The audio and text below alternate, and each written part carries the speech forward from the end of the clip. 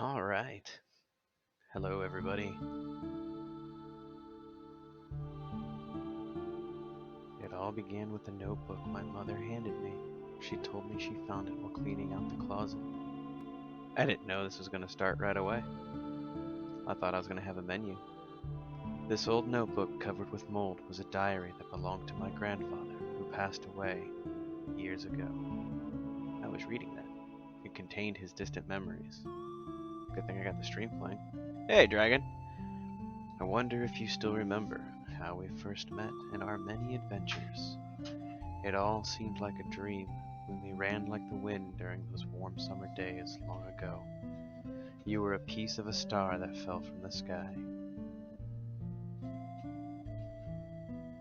So in case you missed the title screen, this is Radical Dreamers.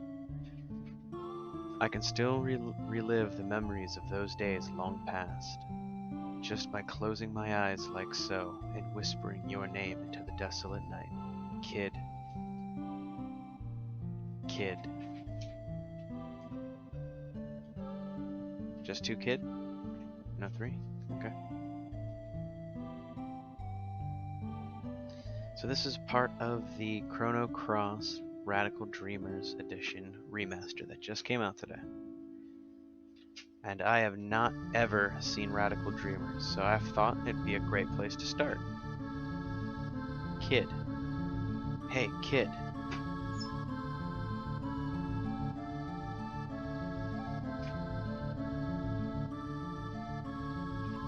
Are you ready, kid? I know you're anxious, but stay on your toes. Yeah, likewise, mate. You mess up and I'm leaving you behind. Got that, Serge?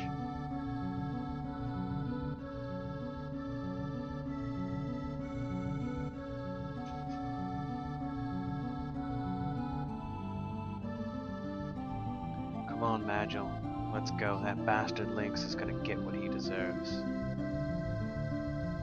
Say your prayers. Not that it'll do you any good. Wow, they really kept a lot of the lines one for one. This is almost exactly how the beginning of Chrono Cross starts.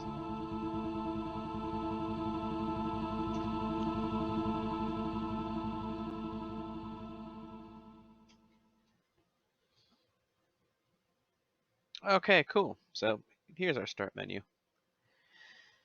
So Radical Dreamers was the true sequel to... Is it just going to play again? Oh, I think it will. Was the true sequel that was planned for Chrono Trigger, and it ended up being a Japan-only exclusive. So this is the first time I've actually gotten a chance to see it. So if it's less of a game and more of like a graphic novel kind of interactive story, um, point and click kind of game here. Looks like a bit of a choose your own adventure too. Change selections, confirms, auto text. So we'll see. If I don't know how long it is, so if it starts to really drag on, we may just abandon it and jump right into Chrono Cross, and then I'll play it off stream later. But I don't know. I'm really excited to give it a go. So let's go. Oh, good. It's telling me the keyboard version. Cool. Ooh, I do get to change character names. Neat.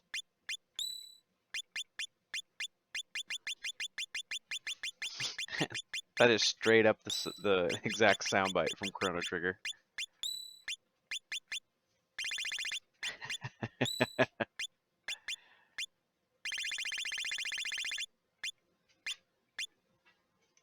There we go.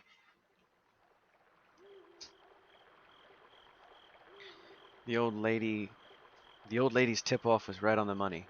The counter spell on the barrier round the outer walls could have done a real number on us. Kid's plain, unadorned braid flicked back and forth across her shoulders as she walked. We picked our way through the elaborate lattice of the manor's magic shields, moving in closer and closer to Lord Lynx's stronghold. There were three of us, Kid, Magi, and me.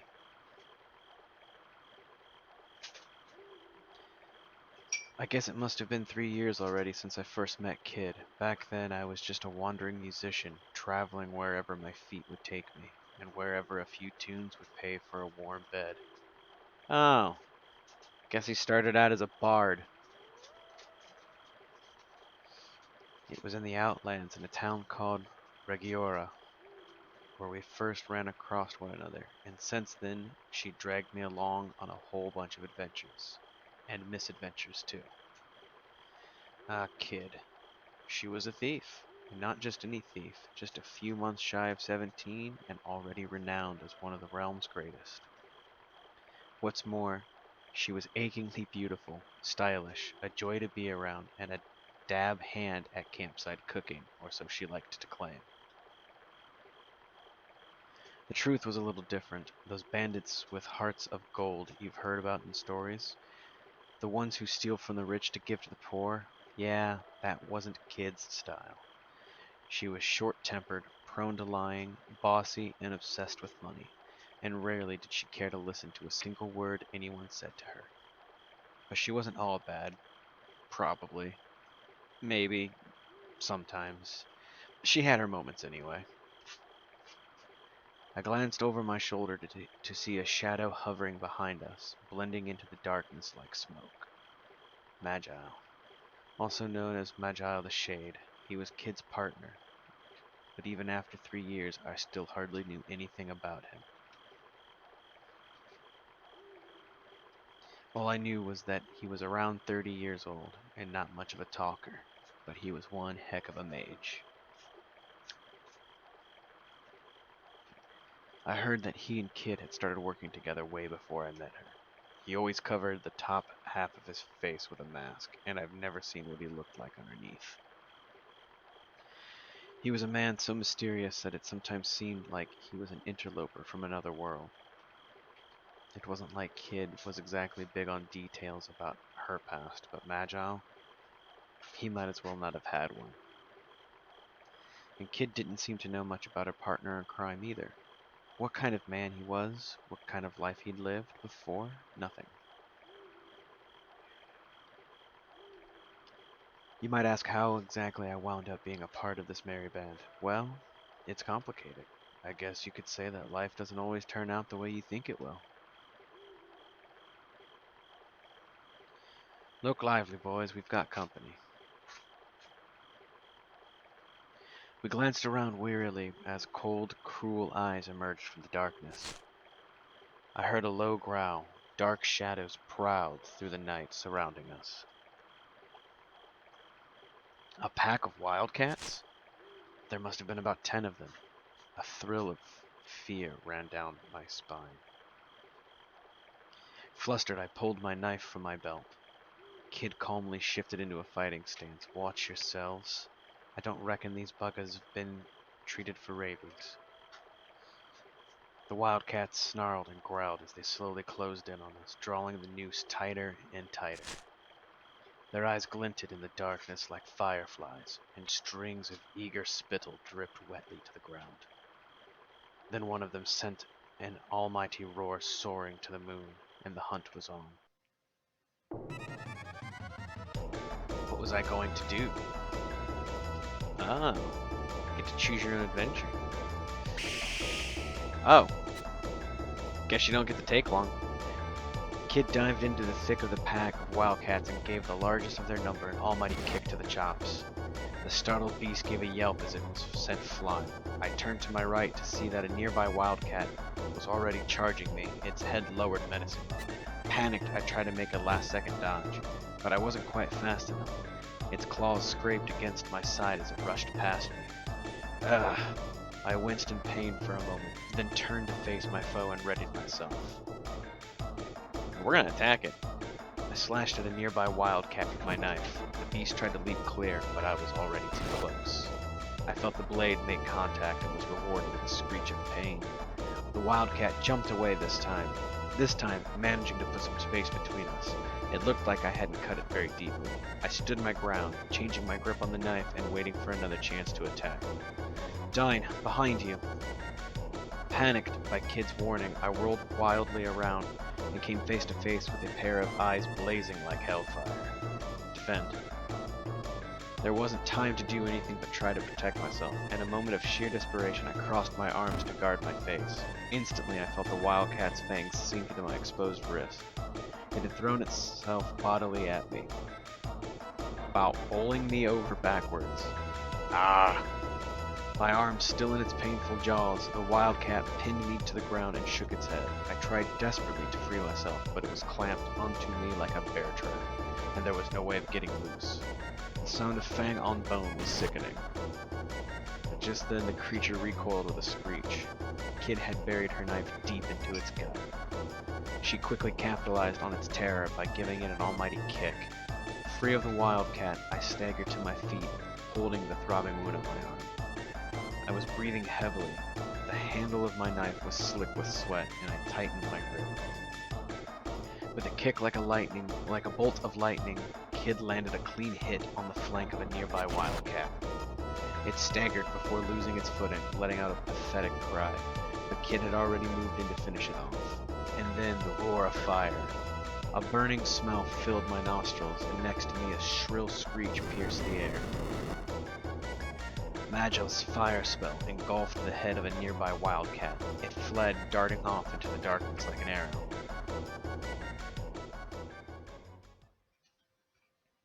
I scanned the area only moments ago. We had been surrounded, but now there wasn't a single wildcat left.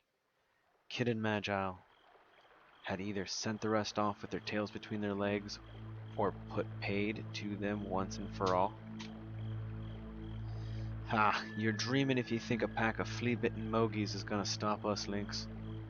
Kid crossed her arms and flashed a triumphant grin.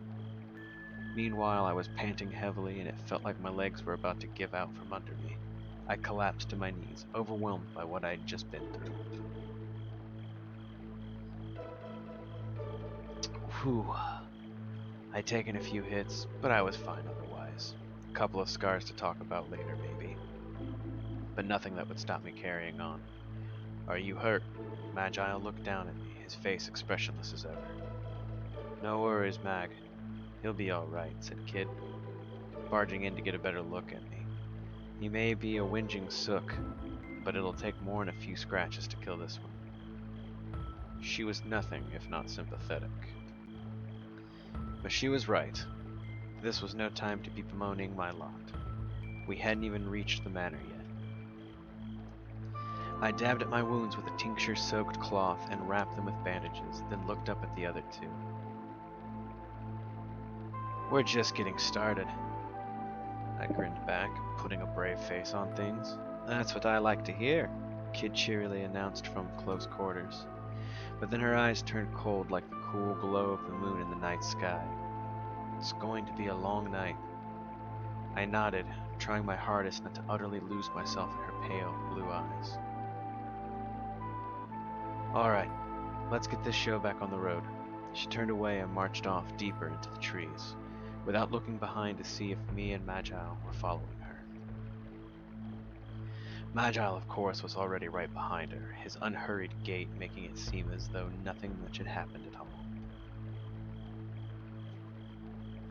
I jumped back up to my feet to chase after them.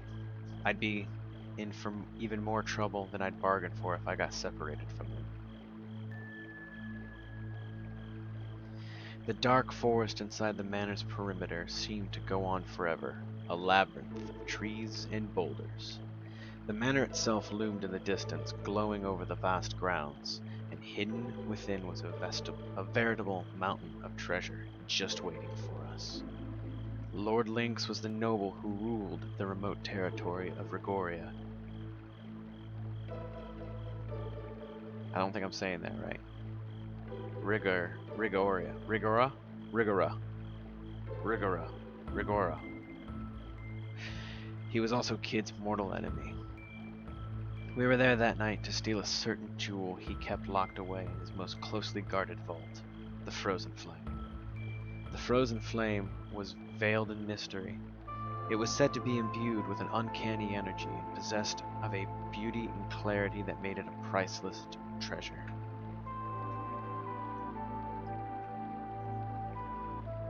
Countless thieves had tried to steal it, and none of them had come close to succeeding, nor had any of them escaped the manor alive. And now it was our turn to try and sneak into this place of death. Led by a girl who had the ambition to make the impossible possible, a hunger for vengeance that drove her onward, and a desire for riches that could never be satisfied. As we pressed on through the tree-filled darkness, the shadows gave way at last, revealing the true extent of the vast mansion.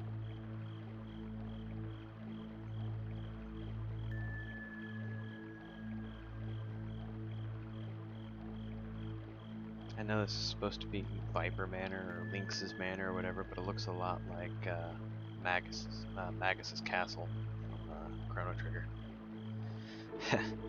Finally, say your prayers, Lynx, because we're coming for you. Keeping to the overgrowth and the shadows of the trees, we made our way around the manor walls. We made our way around the manor walls in search of a means of entry.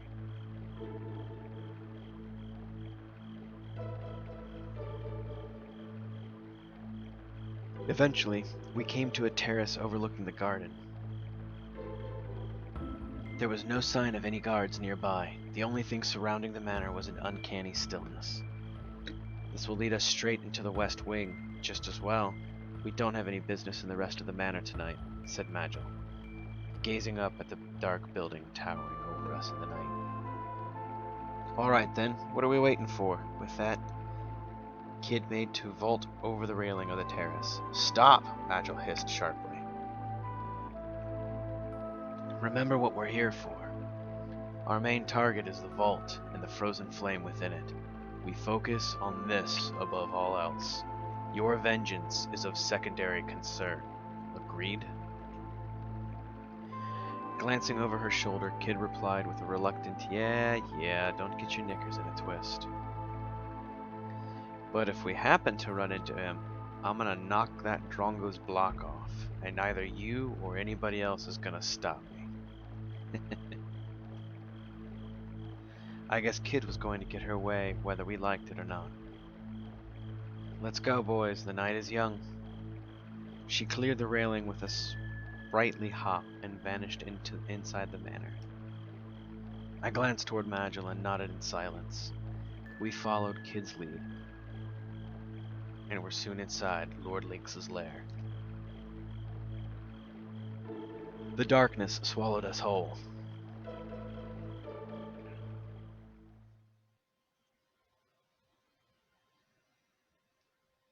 A corridor stretched off to the left and right from the terrace. It seemed equally dark and chilly in both directions. So, let's go left. We pressed on through the darkness, down corridors that turned and twisted, snake-like, this way and that. Everything around us was still and silent, and it felt strangely like we were being watched. It was as if, thank you, it was as if countless eyes were staring silently from the shadows, looking on with curiosity and pity. We continued, creeping cautiously down the corridors. Kid moved proudly and stealthily like a cat stalking its prey while in the shadows. Magi followed, gliding swiftly and silently like a sinister breeze. We pressed on into the embrace of the Weaver of Fire. We took the corridor leading from the left-hand side of the terrace, eventually arriving at an intersection with some stairs. The path to the right led down the stairs. The path to the left was a dark side passage, and the main corridor continued on straight onward.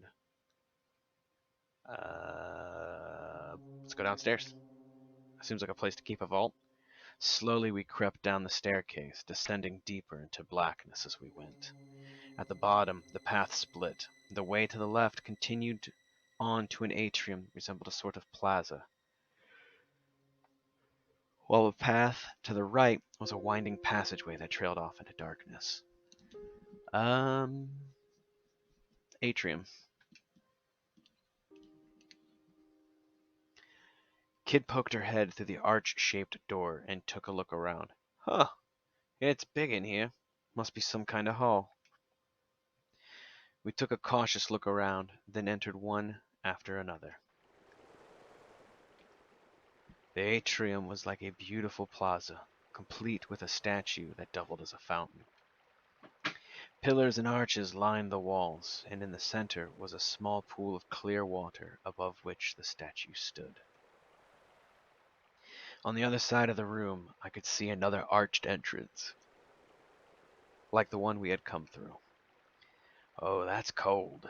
Kid was scooping up water from the fountain. I went over to her and, resting my hand on the edge of the marble basin, peered inside the pool beneath. Shadows flickered under the water's surface. You reckon those fish are rare, as invaluable? Kid leaned right over the edge. I couldn't see the bottom. I wondered how deep it was. The shadow of one of the fish grew larger and larger. Whoa. Sensing danger, Kid leapt back from the edge. Clack! A fish leapt out from the water and snapped at her, its jaws bristling with razor-sharp teeth. Its mouth closed shut on the air where she had been only moments before, and with a splash, the fish darted back under the water. Pteranodons, deadly carnivorous fish with razor-sharp teeth and powerful jaws that could snap a monster's horn in half. Staring in horror, I watched as dark shadows began to gather in what little of the pool I could make out. The pteranodons must have detected prey. Soon the room was filled with the sound of splashing and snapping as the teeth teemed at the water's surface. Bloody hell. Even Kid was uneasy. She took another step back. How many pteranodons were in the pool? The thought of what would happen if they all leapt clear of the water and attacked at once crossed my mind. A bead of cold sweat rolled down my forehead.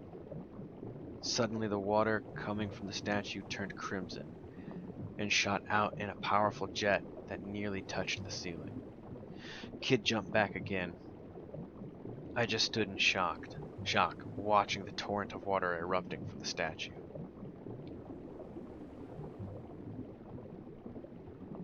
The scarlet waters continued to gush out from the fountain. The pool grew redder and started to overflow. We looked on, entranced, but the spell was soon broken when we realized that the water was starting to flow faster and faster over the rim of the basin. The pteranodons began to jump and snap at the water's surface with bloodthirsty glee. I was brought to my senses by the dull snapping sound of a pteranodon hitting the floor. Rush to the exit on the other side. Quick, there's an exit on the other side. I pointed at the doorway opposite where we would come in. I tried my hardest to rush across the red pool, sending up great gouts of crimson water, but it was as thick as blood, and I found myself struggling to move. Oof, that sucks. I felt sharp jabs of searing pain as countless pteranodons snapped at my leg. Kid gritted her teeth in pain. Dine, we've got to do something before we get turned into mincemeat. Let's deal with the fish. What? You want to try and pick a fight? and pick this little lot off one by one? Right back at me, her face a picture of exasperated disbelief. Don't be a bloody idiot, Dine. You want to die here? While I stood there, my mouth agape, a pteranodon sank its teeth into my foot. A jolt of pain surged up my leg, making me jump. I guess back the way we came. In a panic, we splashed through the water back to the corridor we came from. fangs of pteranodon snapped at my legs, and I felt a searing pain, but I had to endure it if I had any hope of reaching the entrance. Breathing heavily, I finally found myself back in the corridor outside.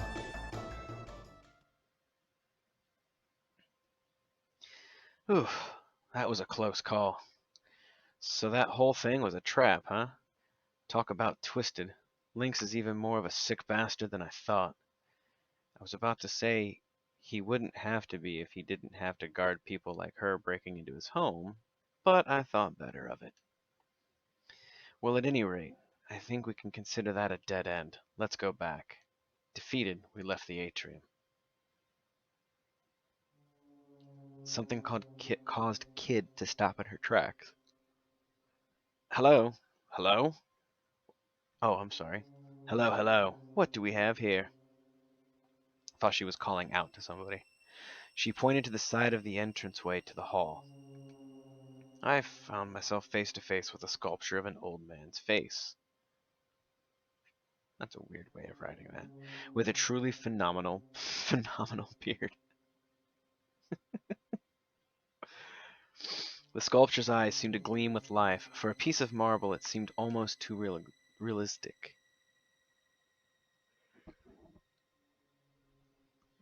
It's a mouth of truth, announced Magil. An enchanted statue that can tell when you're lying. If it catches you out, it'll bite your hand off. Magil kept his explanation simple so that Kid wouldn't drift off before he got to the important part. Huh, so what's it doing here then? I suspect it's part of a greater mechanism. Stick your hand in its gob, do you? Righto. Let's see what happens, shall we? With a mischievous glint in her eye, Kid darted over and stuck her hand in its mouth without a moment's hesitation. She stood there for a moment, waiting, but it didn't take long for her to get bored. Nothing. Suddenly I had an idea. Hey, Kid, who's the greatest thief who ever lived? Ha! Me, of course, you drong!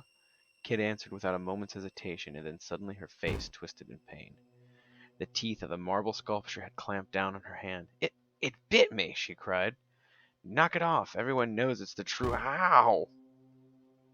The sculpture bit her again as soon as she spoke. You little. A cold sweat formed on Kid's forehead. The sculpture was tightening its grip. It won't let go until you say something true. Despite the obvious urgency of the situation, Magil was matter-of-fact as ever. Just say anything, Kid. Anything, as long as it's the truth. Obviously, Kid wasn't listening. Instead, she just kicked awkwardly at the statue. Oi, Beardy! Let go of me bloody hand! She planted her feet either side of its face and tried her hardest to pull herself out. She heaved, kicked, and stamped, grunted and strained. And then finally her hand popped free. I was taken aback by it, at what I just witnessed, and couldn't say a word. See? Told you it was the truth. Kid raised her hand in the air triumphantly, as if to demonstrate.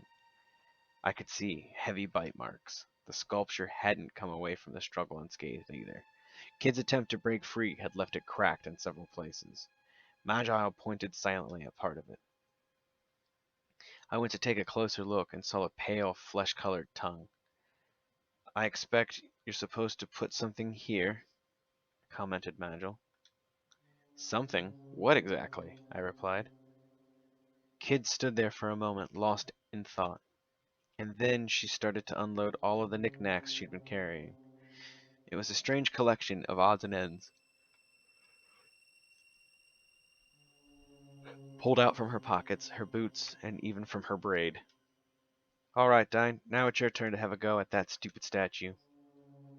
Kid grinned at me, holding her assortment of knickknacks out of the palms of both hands.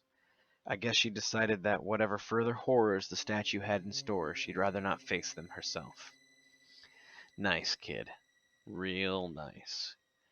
Grumbling to myself, I reached out to pick an item. I chose... Good lord!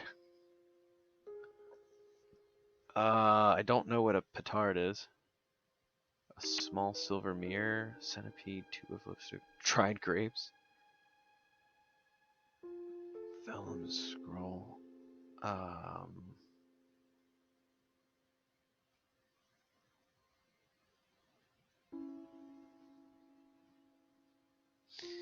Let's try the silver mirror. I took the silver mirror. The sculpture stared impassively, its marble beard still commanding my attention. Oh, you think the scroll? Well, if I'm wrong, I'll choose that next.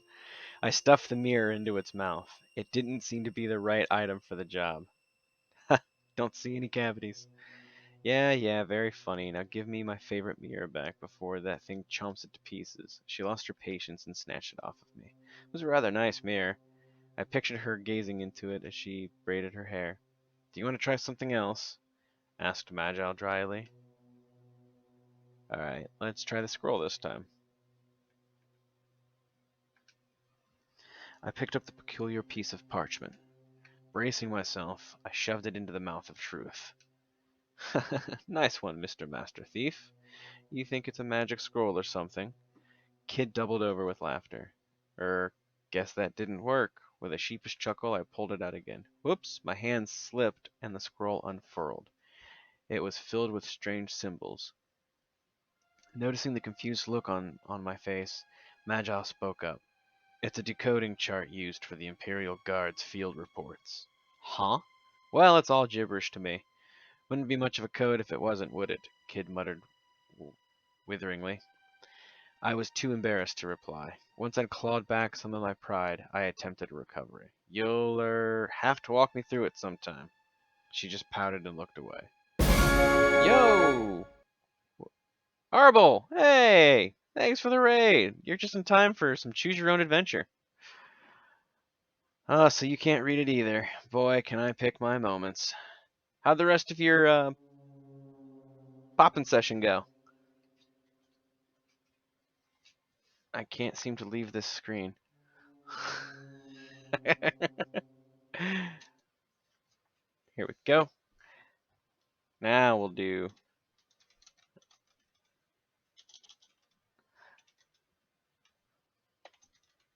Honorable Knox. That work? Sweet. Cool. Back to the game.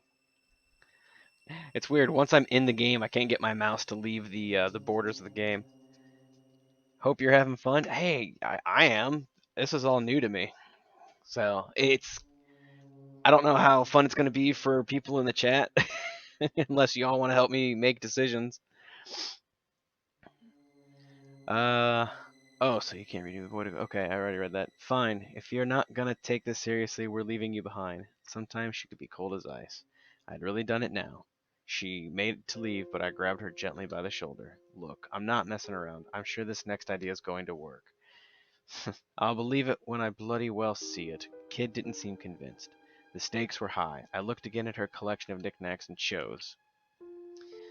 Okay, so we tried a silver mirror and that didn't work. We tried the scroll and that didn't work. I still don't know what a petard is.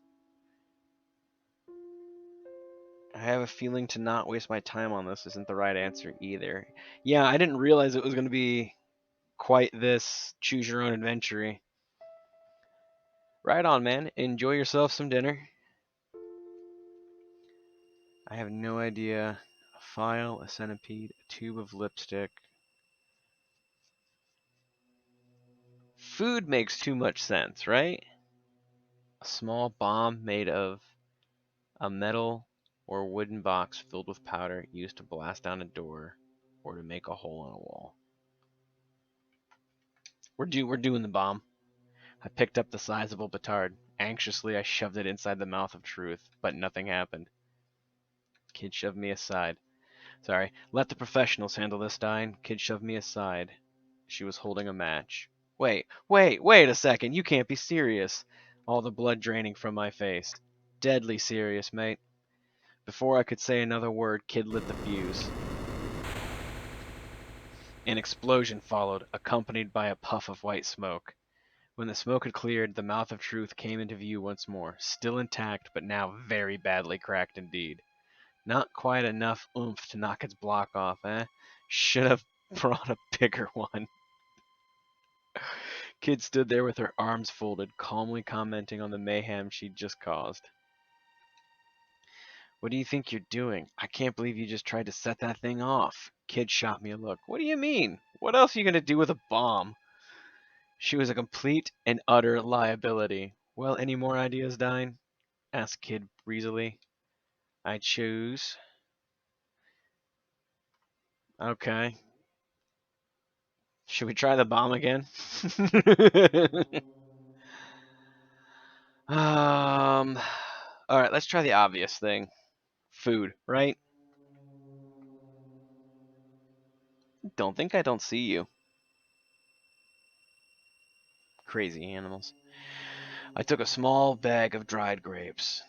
One by one, I fed them into the sculpture's marble maw. Munch, munch, munch, munch. It actually ate them. Son of a bitch. That's enough, Dine. Those are my emergency rations you're wasting. Kid snatched the bag from my hands. I still had the last grape, though, so I popped it into my mouth. It was absolutely delicious. They're not for you either, sunshine, growled Kid, glaring at me. You gotta take this seriously, Dine, or should I leave you alone with Beardy here?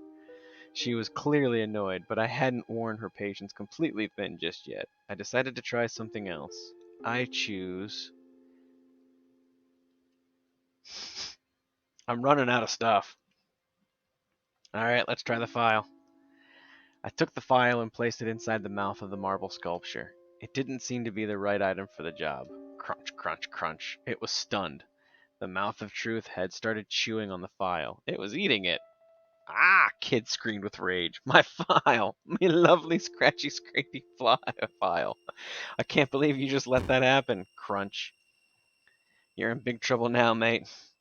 She was clenching her fists and trembling with fury. Sorry, I'll get you another one, I promise. I also wanted to add, just don't hit me, but thought better of it.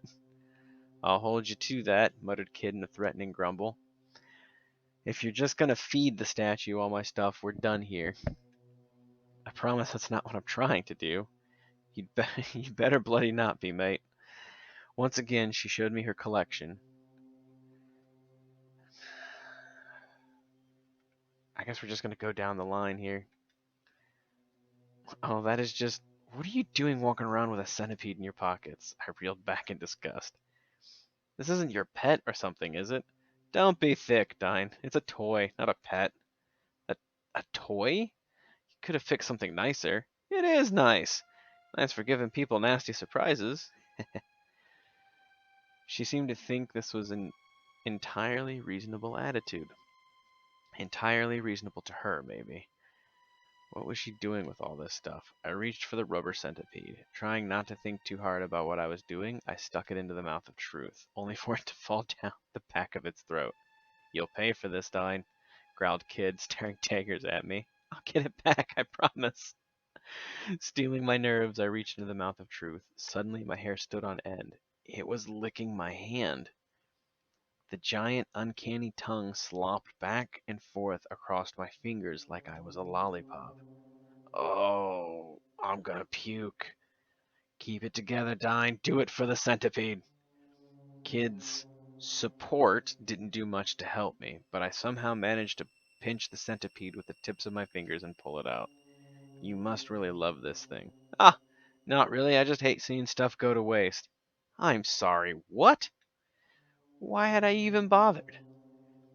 Well, no luck there either. Want to try something else? Asked Kid, almost like this was a game. I just wanted this to be over with. I reached out for the next item and chose. If this ends up being to not waste my time on this, I'm going to be very upset. I picked up the small, lacquered tube of lipstick, and without knowing quite why, smeared it all over the statue's mouth. What are you, me lippy? Kid exploded with fury at the sight of the mouth of Truth's bright red lips. What are you getting so mad about? You don't even wear makeup. It's for marking our path to make sure we don't get lost. Huh, I didn't realize. Guess that would explain why you brought it with you. And what exactly is that supposed to mean? What's so funny about me having lipstick anyhow? Nothing at all. It didn't take much to tell that this was the calm before the storm. You'd better buy me some more when we're done here. Yep, she was mad all right. Oh, okay. Okay, I'm sorry. Let's just try something else. Kid gave me a doubting glare in response to my apology. Take this seriously or I'm through with you. I gulped and nodded in a panic, then reached out for the next item. I chose, I guess, a length of fine thread. We're running out of things to try. I took a piece of thread, a length of very finely spun silk. It didn't seem like a good idea to just shove it in, so I tried dangling it into the statue's mouth. Watch yourself, that stuff ain't cheap. It's made by royal silkworms. I'll have you know. Kid watched me critically. The thread slipped deeper and deeper into the mouth of truth, and then I felt a slight tug. I tried winding it carefully back around my finger. At the end of it was a small piece of paper. Nice one, Dine. That's gotta be a clue. Kid's eyes lit up with delight. The note says, try again. Oh, you motherfucker. We stood in stunned silence. You licky tricky piece of gah! Kid ripped up the paper in a rage and threw it away, then started kicking the mouth of truth. Magil was leaning against the wall, watching the spectacle in silence. I'm guessing that wasn't the one then. What's next? The only thing left is to either try the petard again or to stop wasting my time. I lingered for a moment but pulled my hand away. It didn't seem like any of them was what we were looking for. Alright, let's just forget about it for now, muttered Kid, stowing all our valuables. I was sure we'd find a use for this stuff. Whatever, best get moving, eh? Defeated, we left the atrium behind us. Leaving the atrium behind us, we immediately found ourselves at a fork in the path. To the right was a passage to some stairs leading upward. A dark passageway continued directly ahead of where we stood. I think the dark passageway is where we came from, right? So I guess let's head back upstairs. With Kid leading the way, we started to climb the narrow staircase. At the top, we found another intersection. Taking the corridor to the right would lead us to a dead end with a large door, while the way to the left led to the terrace. The narrow side passage in front of us was open. Dead end with a door, the terrace, side passage. Let's go the side passage. We headed down the side passage. At the end of it, we came to an old, immaculately polished door. Let's go inside. Kid gently pushed the door ajar and peeked into the room. That would be pulling the door. The next thing I knew, she'd slipped inside. Magil and I followed. Looks like a study. The room was lit by the moonlight coming through the long, slender windows, slanting down in pale beams through the darkness.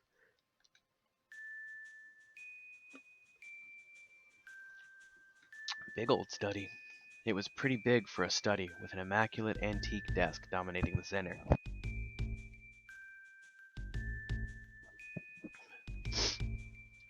There were rows of bookshelves lined with thick, dusty old tomes. The wall to the rear of the room was decorated with paintings, and shelves of vases and painted plates stood before it.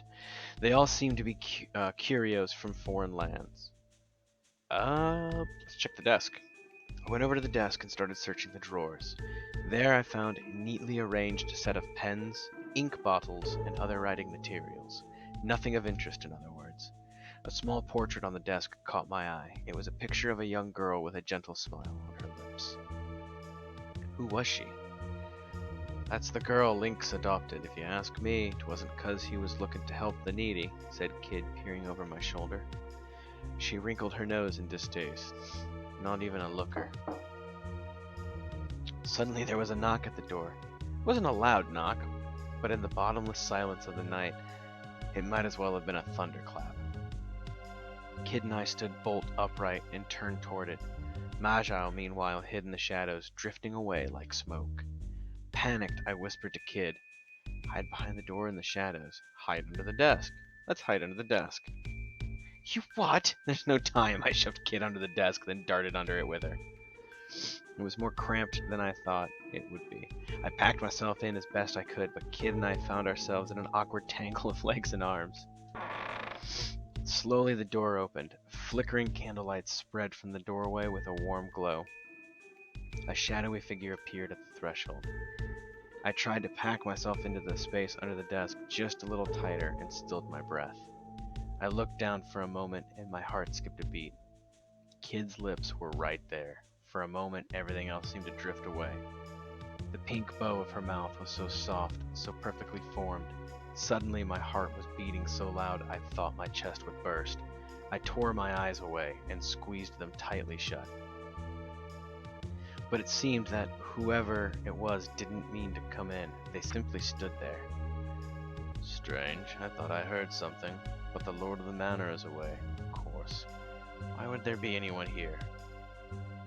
I have to get over my nerves. Everything was fine until we heard the news that Poor was on the move. The figure quietly closed the door, plunging the room back into darkness. The voice trailed off to a whisper. We remained motionless, keeping our ears pricked for any sign of an unwelcomed return. All we heard were footsteps moving away. As I stayed hidden listening for trouble, a thought began to cross my mind. Kid, sure does smell nice. Oi, Dine, you gonna move your ass or what? She whispered into my ear, her breathing tickling as she spoke. Huh? Sorry. I rushed to my feet in a panic, smacking my head right into the top of the desk. Ow. Cradling my head in my hands, I crawled out from underneath. Whoa, that stings. Kid followed right after, and stood up looking down at me, on the floor. Not your most heroic moment. You alright? Yeah, I'll live. She took a look around the room. No sign of that dirtbag Lynx. Lucky for him, she snorted. So Poor has made its move. Magile emerged from the shadows, contemplating the news we'd overheard. Kid, if the rumors are true, we might well be about to find ourselves in a very difficult situation. This seemed to set her thinking too. Poor was a powerful nation that ruled the southern continent. I had heard it was a prosperous land whose recent and sudden development had pushed it far ahead of its neighbors, which made me wonder, what would its inhabitants want here, out in the sticks? They couldn't be after the Frozen Flame too, could they? As valuable as it might be, a jewel was just a jewel in the grand scheme of things. I couldn't imagine it being an item of national interest. I mean, ultimately, it was just a pretty rock, right? Let them do what they want. If everyone's busy playing soldiers, they won't be bothering us. Come on, we've got things to do. She headed for the door. We left the room and made our way back down the side passage. We made our way back down the dark side passage leading from the study. Eventually, we arrived back at the intersection. Some stairs led down, the corridor branched left and right, with the right leading back towards the terrace.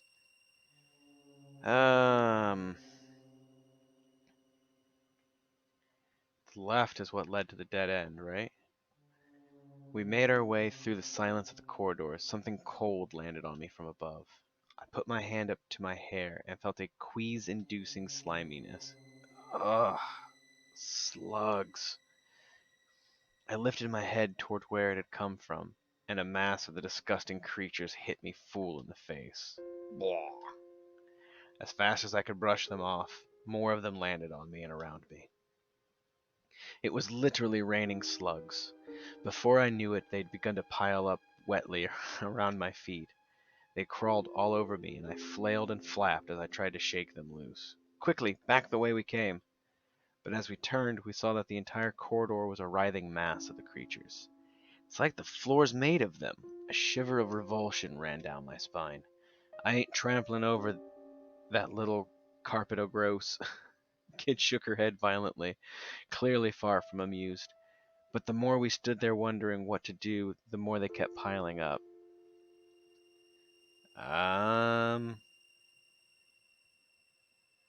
Pick our way through them?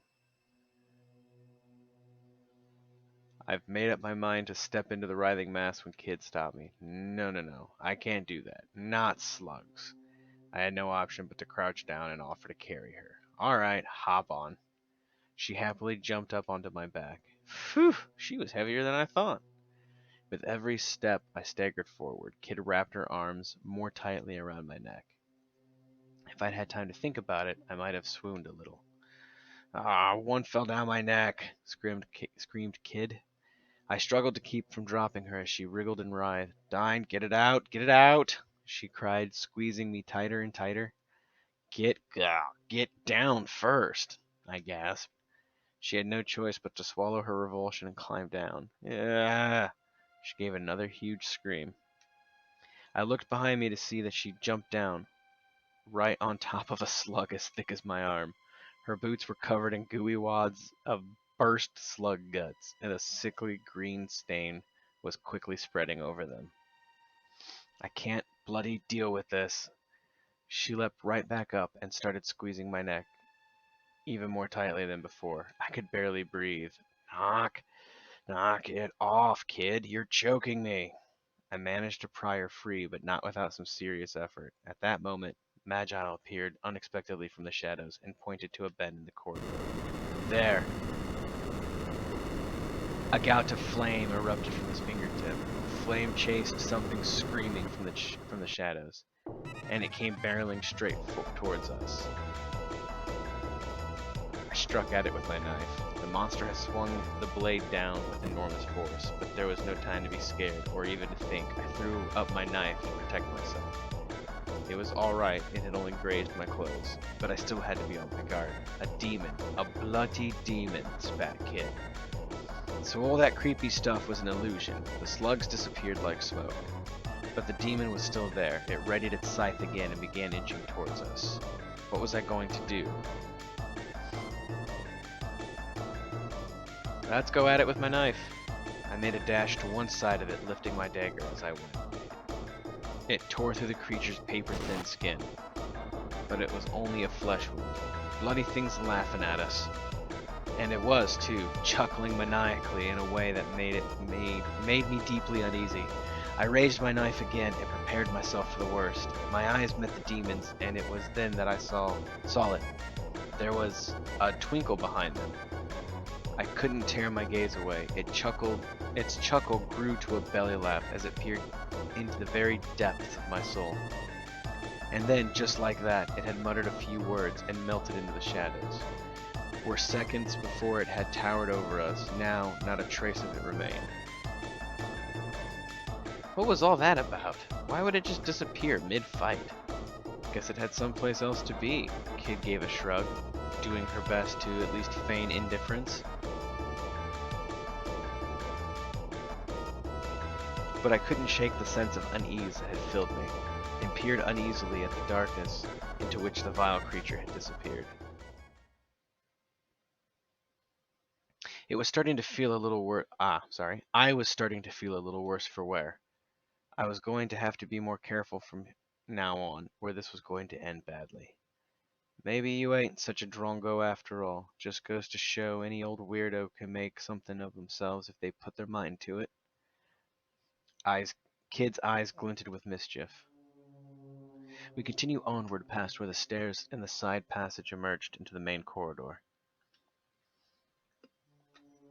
We found ourselves in front of some ornate double doors. I mean, we already made it this far. Let's check what's inside.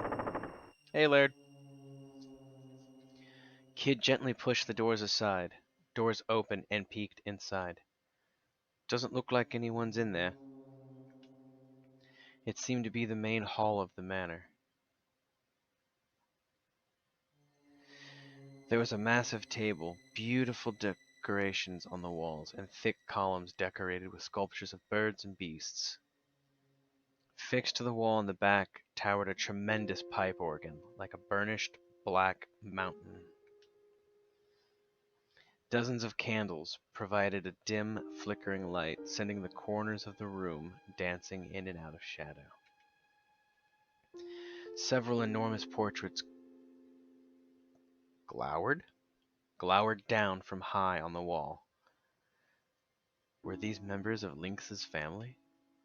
I was busy staring at a painting depicting a young husband and wife when I realized that their eyes had turned to look right at me.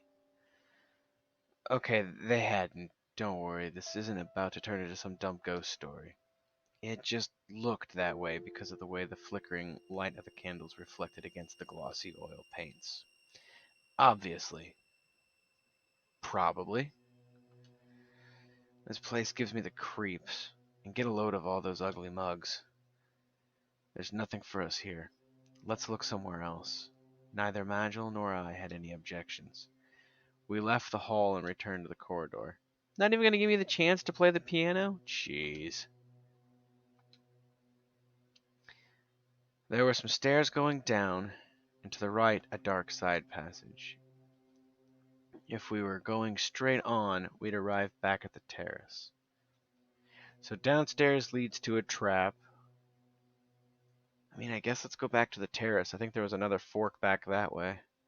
After a short walk down the corridor, the terrace came into view. Alright, we went out onto the terrace. That's the way we came in from, so let's keep following the corridor. A short way along the corridor, running from the right-hand side of the terrace, we found an ancient-looking door, again on our right. Kid pressed an ear against it, listening for any signs of life. Dead quiet. I don't reckon there's anybody in there. Let's check it. In we go. Kid stilled her breath and reached for the handle. The door wasn't locked. It swung slowly open.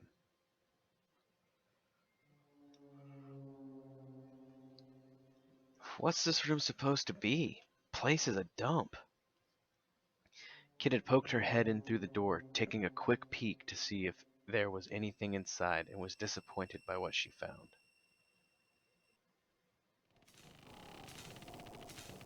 The room was large and littered with peculiar-looking machinery and knickknacks, all of which were covered in dust and had seemingly been dumped there haphazardly. Everything looked like it had been there rusting for a very long time. The ends of the room were completely dark, and it was impossible to tell just how big it was, or even what the walls and floor looked like. It seemed the Manor's inhabitants had turned the old clock tower into a makeshift storage space some time ago. I stepped warily inside. Leave that alone. I looked over toward Magil and saw Kid trying to pull something from the shadows. It was a huge sword that appeared to be very old indeed. You don't need that old bludgeon, it'll only get in the way. And as much of an antique as it was, it won't fetch much on the market in that condition. Yeah, reckon it might, you know. There's plenty of collectors who just love old bits of junk. Well, some old bits of junk. Pouting, Kid left the sword where she stood. At least she put it back down gently. It was then that we heard a voice from the shadows. And what exactly are you doing here, I just about jumped out of my skin. Who's there? Kid and Magil turned to face the voice, ready for a fight. A wizened crone emerged from the shadows. She was hunched over and wore a hood draped over her face. I could tell at a glance that she wasn't just old. She was positively ancient. It's just some doddery old bag. What do you think you're doing sneaking up on us like that? Kid's shoulders relaxed as the tension left her body. Magil, however, continued to give the woman a piercing stare. Oh ho, what an impish little thing you are. Here to visit a friend, perhaps? Not in the dead of night, I suspect. The crone narrowed her eyes. Let's get a closer look at you. Ah, yes. You must be here to get your revenge on Lynx. How did she... My heart jumped. She seemed to know exactly who we were. We were in trouble. What if she sounded the alarm? We'd have to give up on the treasure and run for our lives. What were we going to do? Yeah. So what if we are? Kid narrowed her eyes right back at the crone. What's it to you if we're here to get our revenge on old Lynxy boy? You gonna do something about it? You never change, do you? The crone chuckled madly, her small frame shaking. Ah, the boldness of youth. Yes, that's the spirit. You what? Kid looked at the crone completely confused. I was no less mystified. What the heck are you on about?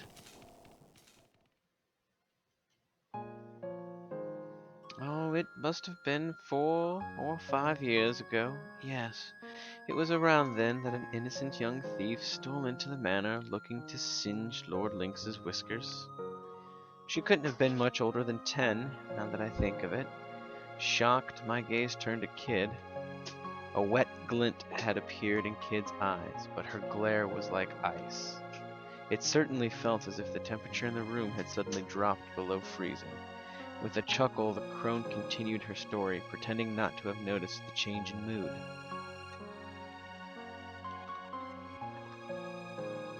She was an orphan, you know. Came after Lynx to avenge a woman who'd loved her like her own daughter. But all the vengefulness in the world couldn't change the fact that she was only a little girl. She was no match for Lynx's men, sadly, and they quickly captured her. Lynx is the kind of man who one would fear to have for an ally, never mind a foe. Had it not been for the timely assistance of a friend of hers, the girl would have certainly been executed.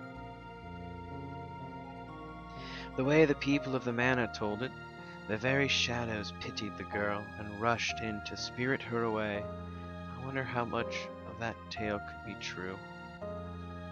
I have nothing but sympathy for you, for those who know failure, of course. You can't win all the time. And sometimes, against the odds, fate really can be foiled, and the clockwork of history sent in disarray. No, the ones I have no patience for are those who do not recognize their failures, or who fail and choose to give up as a result. The crone looked up from under her hood, stared at Kid directly in the face, and grinned. Kid's anger faded, giving way to a dumbfounded expression. If you wish to steal the jewel from Lynx, if you truly wish to triumph, you will have to let go of a treasure of your own, Kid. For as long as you cling on to it, the hands of your clock will never move. They'll stay exactly where they came to rest all those years ago. Who are you? Oh, me? Why, I'm just an old bag, like you said. I do apologize. I must have taken up a lot of your time with my babbling. I will leave you in peace. Ah, but before I go, the crone turned to face me. You seem to be injured, young man. If you wish, I can take a look at your wounds. With all the attention suddenly turned toward me, I panicked a little. Uh, sure. Uh, alright then, please do. The crone muttered a few words as her bony fingers drew sigils in the air. A pale, gentle light began to surround my body, filling me with a strange warmth. Strike a light. That's no ordinary spell. Kid was impressed. I felt my wounds healing and heard a nostalgic melody that soothed the wounds in my heart. Before I realized it, the crone was gone. Hey, lady! Kid strained her eyes, scanning the darkness. There was no one to be seen, and her calls went unanswered. Who the bloody heck was that? Kid looked like she'd just woken up on the floor of the Laughing Pig after a few too many. And what did she mean about you having to let go of a treasure? Well, we won't find any answers here. Time to move on. Madril brought us back down to earth, emotionless as always. It almost seemed as if he thought nothing had happened at all. Yeah, I guess you're right. Kid walked quickly to the door, keen to move on. Hold it, you! Just as I was about to follow Kid out of the room, she jabbed me in the side with her elbow. You stingy little bugger, Dine. Why didn't you tell her to share some of that healing magic with the rest of us? Classic Kid. As far as I could tell, I was the only one who took any real damage. Stretched off to the left and the right. Rightward lay the depths of the manor. Well, okay, so we already went. We're from the terrace, so let's go into the depths of the manor. Continuing on down the corridor, we came across a rather sturdy-looking door on our left. A little further on stood a stairway leading upward. Well, the door's clearly meant to keep something safe. If there ain't some kind of treasure behind it, me name ain't Kid. Oh god, yep, that smell. Cold hard cash, alright. Fine, let's look inside. What am I, stupid? Of course it's bloody locked. Kid had tried the door handle a few times before giving it a grumpy kick. Bloody door's got a magic barrier on it, and the bloody barrier's got a barrier of its own to boot. It'll take more than me putting the boot in to get through all that. I see. Then unless we find the key, we don't have a hope of getting inside. Reckon I can handle a key hunt, especially if it's that idiot Lynx who's hiding it.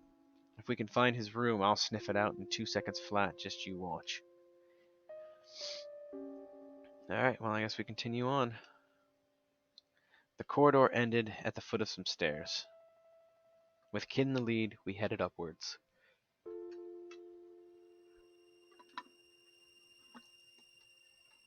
It was dark and the stairwell was narrow. We watched our footing carefully as we climbed. The stone of the steps was worn smooth with age, and I lost count of how many there were as we spiraled onward and upward. An awful sense of foreboding haunted me. I had no idea why, but it felt as though we were marching to the gallows. When we arrived at the top of the stairs, we were greeted by an old heavy door looming in silence. All was deathly silent, and the still, clammy air added to the sense of an ominous apprehension. Something's very wrong here, I muttered without thinking. I hear cursed whispers from beyond that door, Magil added, doing nothing to lift the mood. Ah, grow up, will ya? Kid shot back at us derisively. She was already examining the door. Well, it ain't locked, and I don't hear anyone inside. Well, I guess we're going inside then. Alright, here goes. Kid tried the handle, the door opened, and with a slow, heavy swing revealed what lay beyond.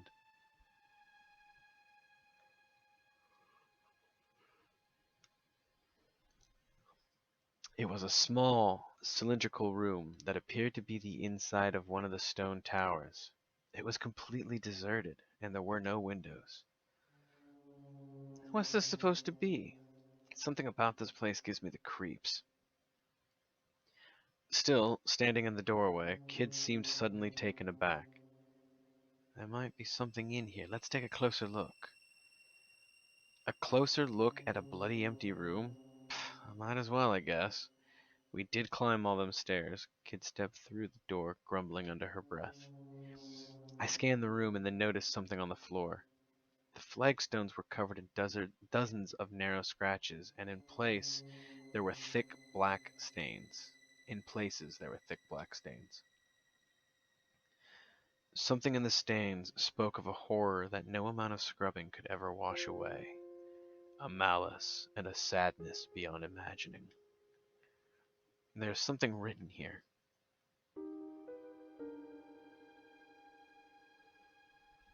Crouching in front of a wall, Magi was inspecting some brownish markings that looked like more of the same stains. Someone's carved letters into the wall and scrambled them all using blood magic. Kid had gone over to take a look. Looks pretty old, hard to read too. Some of it's been worn away. Let's see. I cannot hold out much longer. My only hope now is to leave the Acacian signet in this room. The Acacian signet? Signet? Signet. I don't think there was a second end. Signet. Suddenly the door slammed shut. We jumped to our feet with a start. From above us we heard an unsettling creaking sound. The walls and floor began to tremble. What the hell's going on? Kid's eyes darted around the room as she desperately tried to figure out what was happening. The creaking sounds from above continued and the ceiling moved ominously closer. Up there! Of course it's a spike trap. Why wouldn't it be? Oh, it's a grinder too.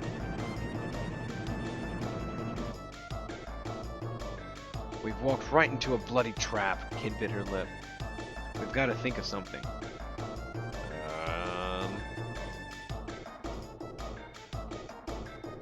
Kid sprang at the door like an arrow, slamming into its shoulder first, but it was far too heavy, and her light frame pounced right off of it. Magil raced towards the door like the wind, smashing into it with ferocious force. It made a creaking sound and shook from the impact, but stood firm. Desperately, I hurled myself at it too. Ah! The shock of the impact rushed through my body, but it was no good. Meanwhile, the rusty creaking from above continued, as did the ceiling's inexorable journey downward. And to make matters worse, now countless blades were popping in and out. Dine, Magil, this is gonna take the three of us. Timing our blows, we all charged the door at once. Once, twice, a third time, and then the door was open, and we were collapsed in a heap in the corridor outside. What? Behind us, we heard the sound of the bladed ceiling grinding on the stone floor of the tower room. The metallic scraping noises it made. I'm sorry. Let's try that one more time. The metallic scraping noise it made was awful. We could only look on in silent horror at the fate we'd so narrowly evaded. Hey, welcome back, Arbel. We've made a few wrong choices and made a few okay-ish choices. Met an old lady and she healed us from the bad choices. So, net positive. You missed the piano. Didn't get to play it, but you missed it. He hasn't died yet. Thanks for the vote of confidence, Dragon. The machinery continued for a short while, before slowly coming to a stop. It seemed the ceiling trap had finally finished its grisly work. Does it branch, or is it more like you keep having a chance to correct it? I feel like some situations give you the chance to correct it, whereas others you could continually make the wrong choice and eventually die and have to start over.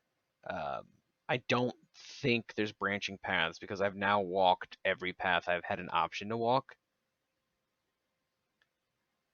So we'll see. I mean, I'm what I think I just went up a staircase, so I'm now on like the third floor of the building. So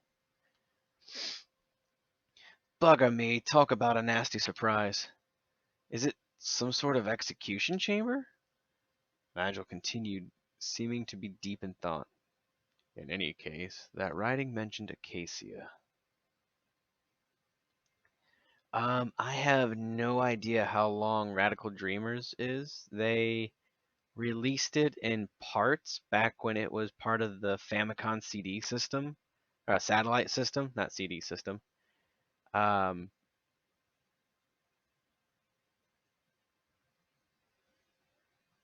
the first playthrough auto leads to the default ending. Oh, cool. I think it was released in 7 parts, but I could be wrong. I actually forget the history behind it because it's been so long. I gave up on trying to play it because all of the fan translations weren't that great. Yeah, they milked the sucker out. They weren't long by any means. Think of it like they treated it like half hour or hour long like radio shows, and you got one segment a week. And it was either 7 weeks or 14 weeks, but they weren't very long parts.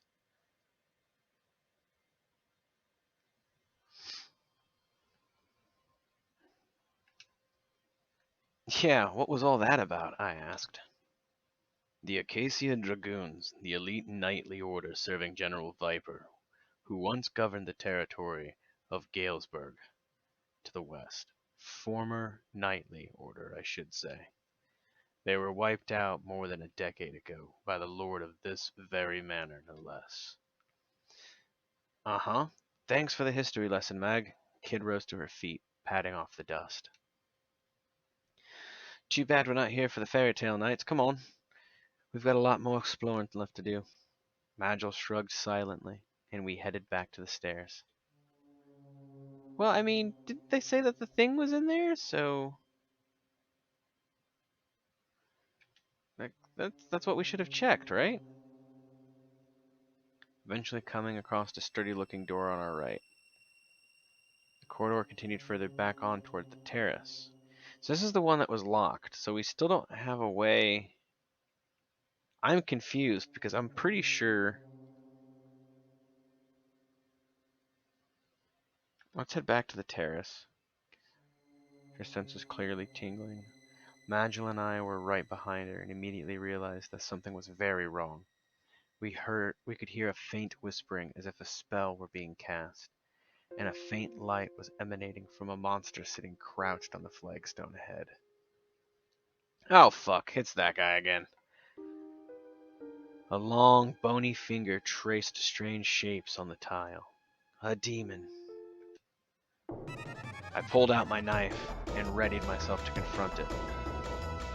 You know what? I dashed at it with my knife before. Let's wait to see what it's going to do. I watched the demon carefully, keeping a tight grip on my knife. Magil didn't waste a moment and let rip on the spell. A ball of flame slammed into the creature. I could smell the stench of burnt flesh. The demon's eyes reddened and it bared its fangs. Cursed whispers filled the air. It was casting a spell. Let's not let it finish that. Leave this to me, I yelled at exactly the same time as Kid. I slipped around to the left side of the demon as it swung its scythe down. Whoosh! The blade sliced the air a hair's breadth from my nose. A single moment later, and I'd have no nose left to speak of. Kid took advantage while the demon was focused on me and moved to stab it full in the back. The creature let out a grotesque howl and collapsed to the floor. Ha! Did you plan to be the decoy so I could finish it off? Or was that just a coincidence? Either way, it did the trick. Kid beamed with pride. The demon's blue blood pooled on the floor as it lay there, writhing in pain. Its face contorted with agony. It glared at us and began tracing strange shapes on the ground with the last of its strength. Kid sensed that something wicked was afoot. Just die already, will ya? But the demon carried on writing, strange shapes forming from its blood. An eerie light illuminated the hastily scrawled curse, and then there was a flash. Lightning-like bolts of energy danced around my feet. Kid, who was standing next to the demon, jumped back with a start. And then it started drawing even more of the strange symbols. She took advantage while the creature was still concentrating. She twisted her body, stretched out a leg, and swung it in a graceful arc right at the demon's belly. With a final gasp, it collapsed on top of its unfinished hex. At last, it lay still. Wait a second, what's that? There was a leather bag on the ground, containing some recently cooked meat. Lucky me! I bit into the meat without a moment's hesitation. After devouring the unexpected windfall, I felt a little better. Oi, where's my share? Busted. I pretended not to hear. I was doing great. I felt like nothing could stop me. Maybe you ain't such a drongo after all.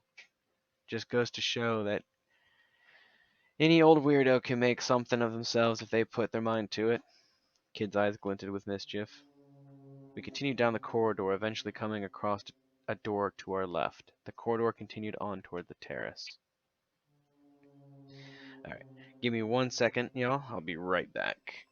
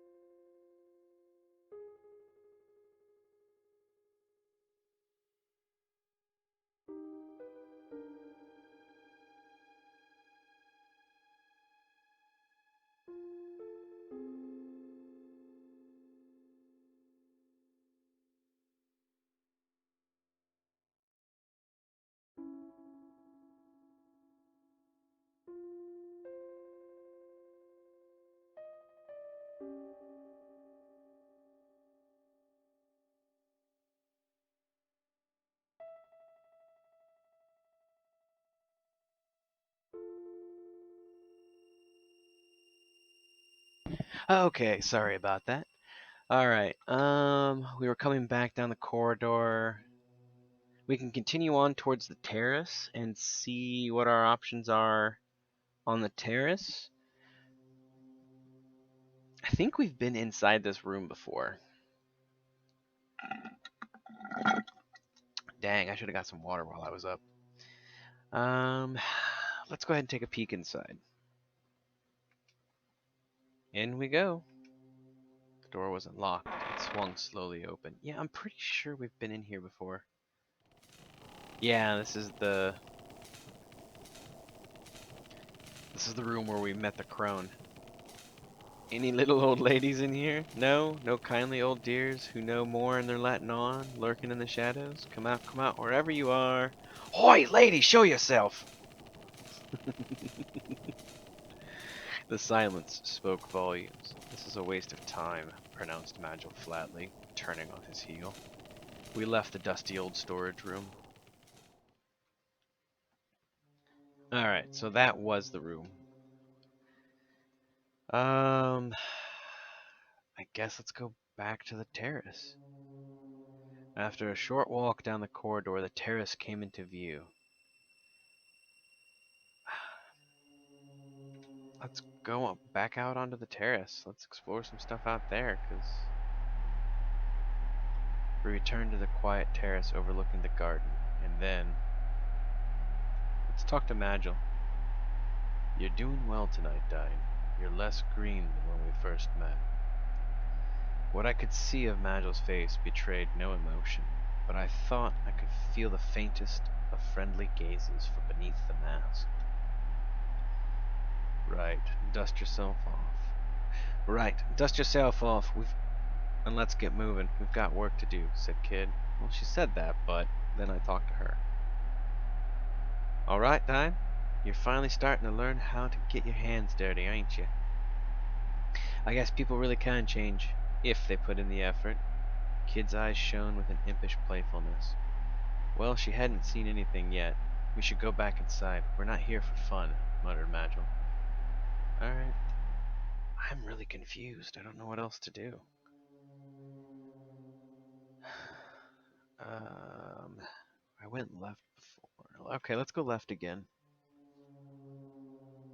Eventually arriving at an intersection with stairs. So we went downstairs, and that led to a fountain trap. You know what? I don't think we continued to the main hall. We found ourselves in front of oh yeah, okay, we were here. This is the study.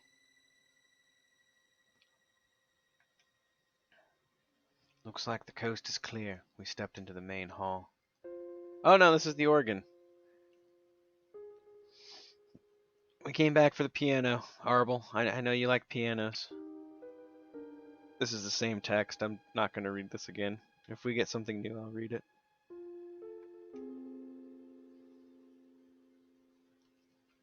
I love pianos.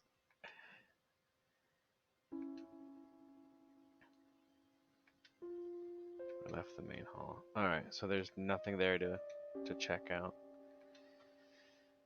I don't want to go back down the stairs. So let's go back towards the study. Maybe now it'll let me check some things in the study. We headed down the side passage. At the end of it, we came to an old, immaculately polished door. This was the study. Let's go inside. We were interrupted when we were in here before.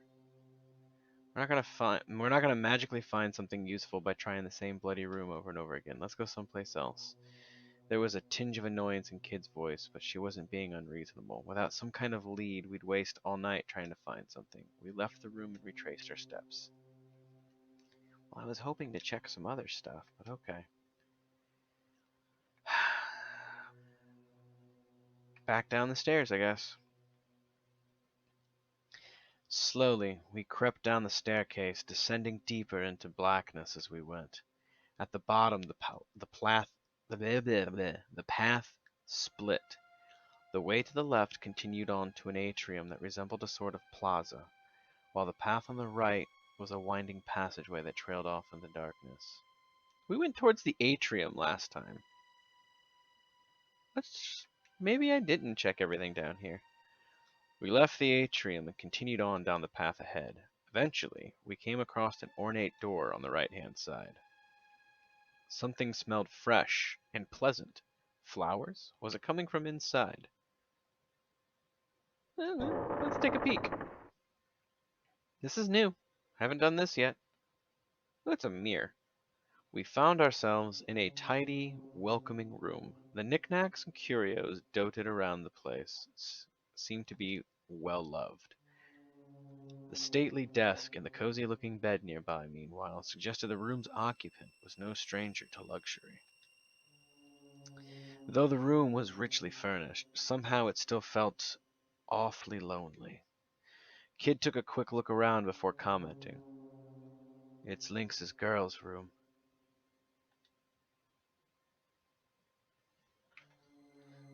Excuse me, folks, just real quick here.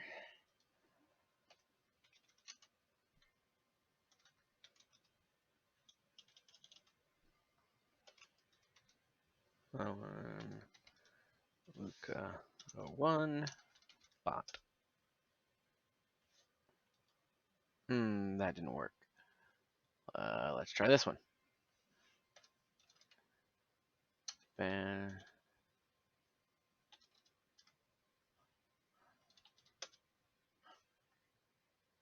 Yep. Bye. Have a good life, bot. Alright. Wonder why that didn't work from Gamecaster this time. I thought I did it last time from there.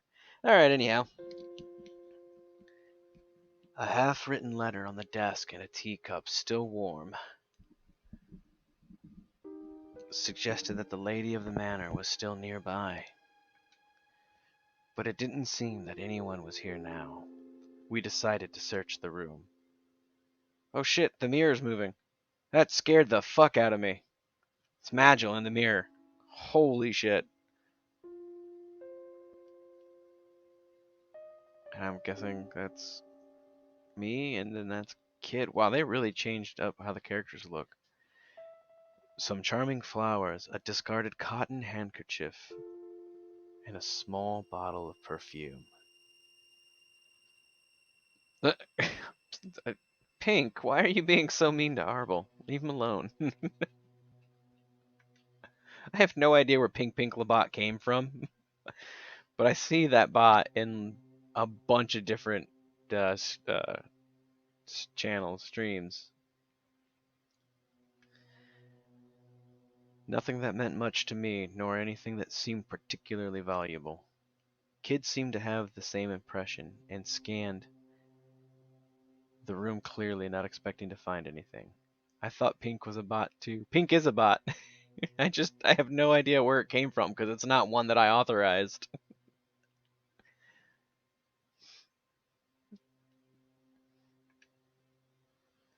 The only item of note was a small antique box which bore a crest resembling a viper. I decided where to look next. Let's look at the box.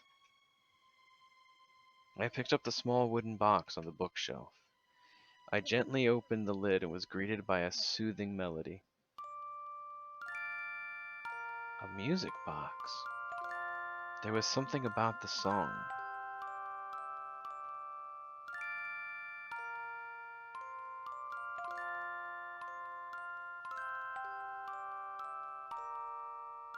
Pink is evil bot. I know this tune. Kid was standing next to me, and I could see something had changed in her expression. You do, huh, Kid? Someone used to sing it to me. A long time ago. She turned her gaze downward and went silent. Kid? Startled, she turned to me. Her eyelashes glistened as if wet with dew. She walked to the door, not saying a word. Hey, Kid, wait up. We left the room. Was she crying? Was Kid crying? Maybe I was just seeing things. I hate that we abruptly leave a room. Like that feels like there could have been more to explore there. The passage outside the room continued to our left and right. The passage right led deeper into the darkness of the manor. Left would take us to the atrium and another path. Let's keep going into the deeper darkness of the manor. Eventually finding ourselves at a sturdy-looking, immaculately polished door. How many sturdy-looking, immaculately polished doors do they have in this place? Kid sniffed in the air. Just as I thought.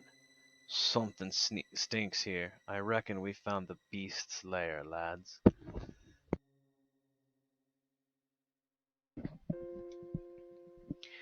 In the darkness, Kid's lips twisted into a grin that turned my blood cold. Yep, let's turn back. Fuck that. No, let's go inside. Kid opened the door and slipped inside.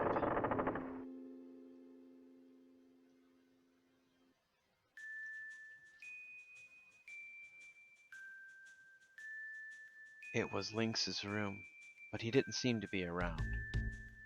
The bugger's gone and scarpered 'cause he heard I was coming. Do they separate the story parts, or is it all one continuous game? That's a good question. I haven't encountered anything that would lead me to think that I've either reached a part like that or that they're doing that.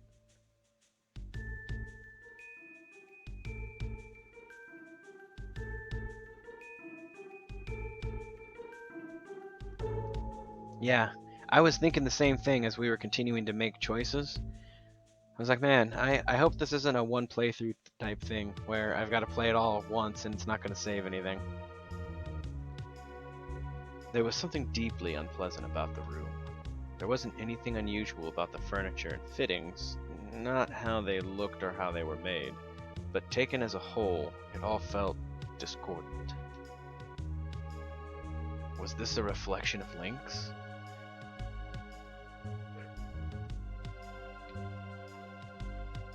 It'd be great if I could quit yawning. A seemingly ordinary facade that hid a disturbing truth only some could see. Right. I bet we'll find the key to the vault in here, or a clue about where to find it.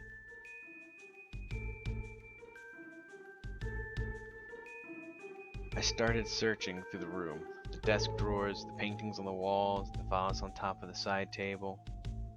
I left no stone unturned. There didn't seem to be anything suspicious, but as I scanned the room, something unusual caught my eye. There was a pedestal in one corner with a significant-looking scarlet cloth drawn over it. I slowly raised my hands towards it. I carefully pulled the cloth away, revealing a mirror. It's a fancy mirror. It was old-fashioned and of an elaborately decorated style. I've seen it before, and in it was reflected a statue of Venus. Suddenly the eyes of the statue shone with light. Ah! The head moved. The mouth is moving. That is creepy as fuck. What is your desire? The mirror speaking. Kid and Magi ran to my side. There's no need for panic.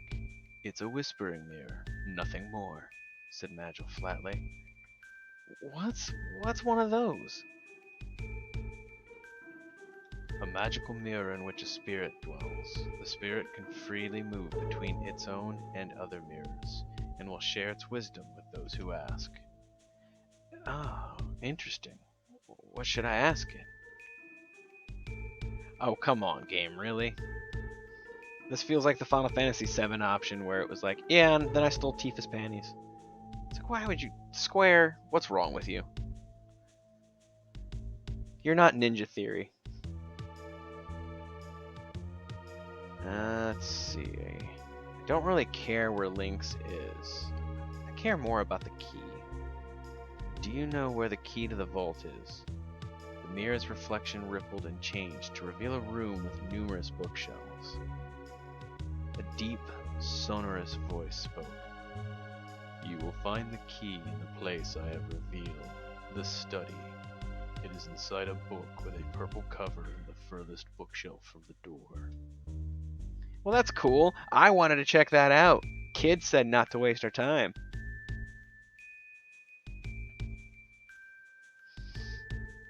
Stupid game. Telling me where to go. The image of the study vanished from the mirror, and the voice went silent. It appears the spirit has left for another mirror, commented Magil. To the study, then. As I made to leave the room, a low voice rumbled through the air, stopping me dead in my tracks. Beware, he knows. Was it the voice of the mirror again? What did it mean? Hurry up or we're leaving you behind, Dine, called Kid from outside. Flustered, I rushed after her. Oh, come on, don't be so dense. You know what it means. Lynx knows you're here. He knows what you're looking for. This is clearly a trap. You have a streaming schedule. How does one keep one of those? What's the secret?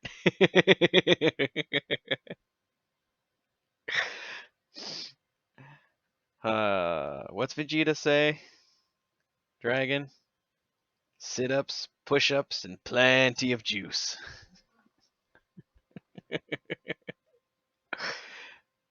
No, seriously, it really is just picking times that work best with my schedule and then just knowing that I'm going to be able to play games because up until we started streaming, I hadn't played a game in a very, very bitch, I'm adorable.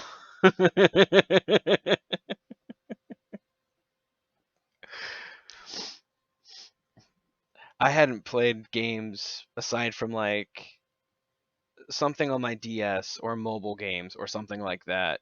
Just stuff that I could pick up and put down and not really focus on in so long that starting streaming was just an awesome way for me to get back into to relaxing and playing games. So you get a free quote. Technically they got two, maybe three. So I don't view it as like, oh, I've got to maintain a schedule. I view it as, sweet, I get to play games, and I've set aside at least 2 hours to play games. And it also helps that I've got code that plays with me most of the time, and Dragon, and we play games that we want to play, even if they're not going to do great. You know, we're not on YouTube, so there isn't an algorithm, but they're not gonna be ones that are going to be searched for a lot. I'm okay with that. I enjoy having people in the chat hanging out and keeping us company, but it's just I play what I want, you know? That's tough for me since I have two gaming groups I play with, not really streamable, along with gaming with my roommate on Friday. So I'm already gaming a lot. See, that's cool. Several years ago, when I first created a Twitch account, the idea for that was to form a team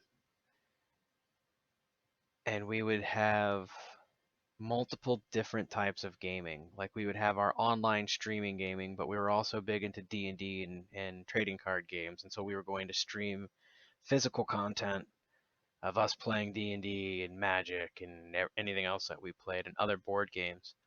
And that died before it like really took off the ground. I mean, we kept the games, but nobody wanted to take the time to, you know, stream, set up accounts and do stuff.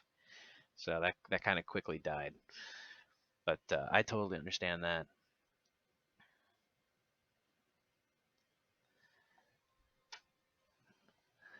Yeah, it's a commitment, but once you get it going, it's not too hard. That's true.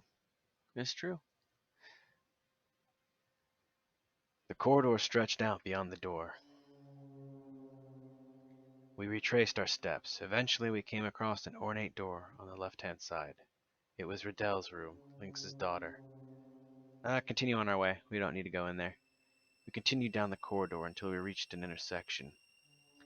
There was a left turn in the corridor leading to some stairs going upward. The corridor also continued straight. We want to go upstairs. Stairs leading up. The passage to the stairway was short. With Kid leading the way, we started to climb the narrow staircase.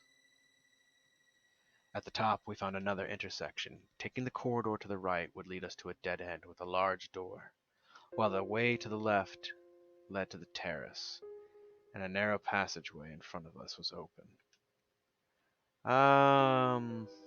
Towards the study. Thank you, text, for adding that. We headed down the side passage. At the end of it came to an old, immaculately polished door. This was the study. All right, before we go into the study, I need to get more water. I will be right back again, sorry.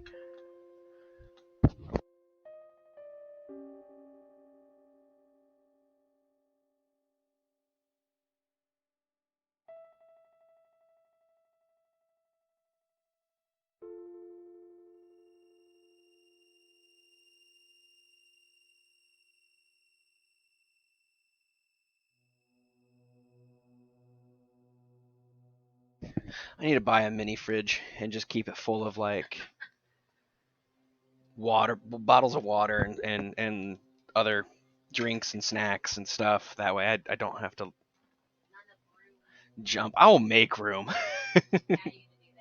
I will turn my computer into the fridge. All right, we want to go into the study. Speaking of mini fridges, so you obviously when you buy an Xbox console, you get the ability to rename it, so it's not just the generic Xbox whatever. Since everybody was making fun of it, I called mine the X mini fridge, which is less funny now because I just remembered that Microsoft actually made a mini fridge shaped like the Xbox.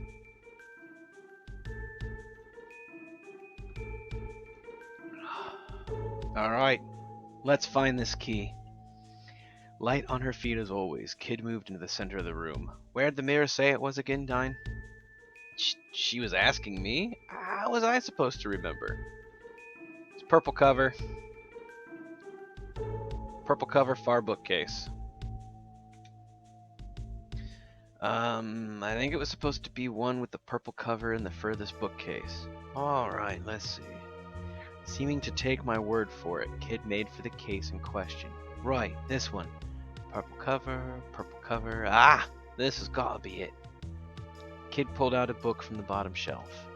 Magil and I watched as she opened it. The pages were hollowed out, and hidden inside was an old key decorated with strange symbols. Nailed it! Nice one, Dine.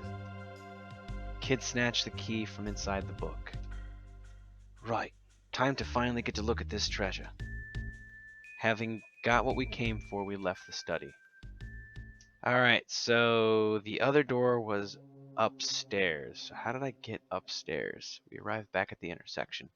Some stairs led downward, and the corridor branched left and right. Right there. Okay, so we definitely don't want to go back to the terrace. We want to go to the main hall. We continued onward past where the stairs and the side passage emerged into the main corridor. We found ourselves in front of some ornate double doors. Go inside. Kid gently pushed the heavy doors open and peeked inside. Looks like the coast is clear. We stepped into the main hall. Ah, damn it!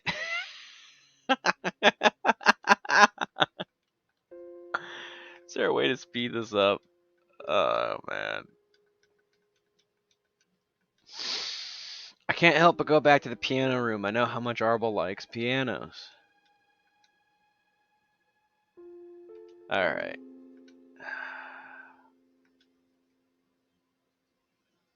Hey, it's a piano. I don't want to go down the stairs. Let's head back to the terrace. I don't want to go out onto the terrace. Follow the corridor. We found an ancient-looking door again on our right. It looked like this was the way into the clock tower. Nope, we want to keep going. Creeping our way down the darkened hallway. Continuing on down the corridor, we came across a rather sturdy-looking door on our left. Ah, this might be it.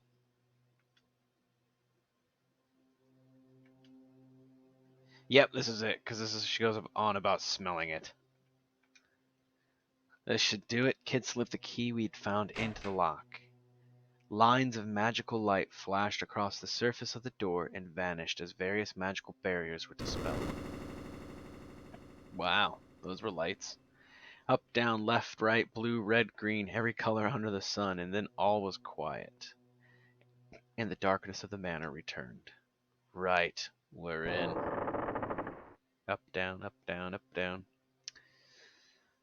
With a creak, the heavy door gently swung open. As soon as I saw what was inside, I gave a gasp. Kid stepped inside. Whoa, we've hit the mother lode. Neat. Out of the darkness loomed a veritable mountain of gold. Silver, priceless works of art, and exquisite trinkets. Kid looked as if she were on the verge of drooling at the sight of it all. But what thief wouldn't have been? After all, this was the kind of hoard that few people would ever come across in their lifetime. The smallest fraction of this vast amount of riches would have seen even the most careless spendthrift set for life. Our goal is the frozen flame. Ignore the rest. Magil spoke with an icy dedication to our mission. He had not even batted an eyelid at the sight that greeted us. Yeah, I know. She was disappointed, of course, but she soon set about scanning the room for the object of our hunt.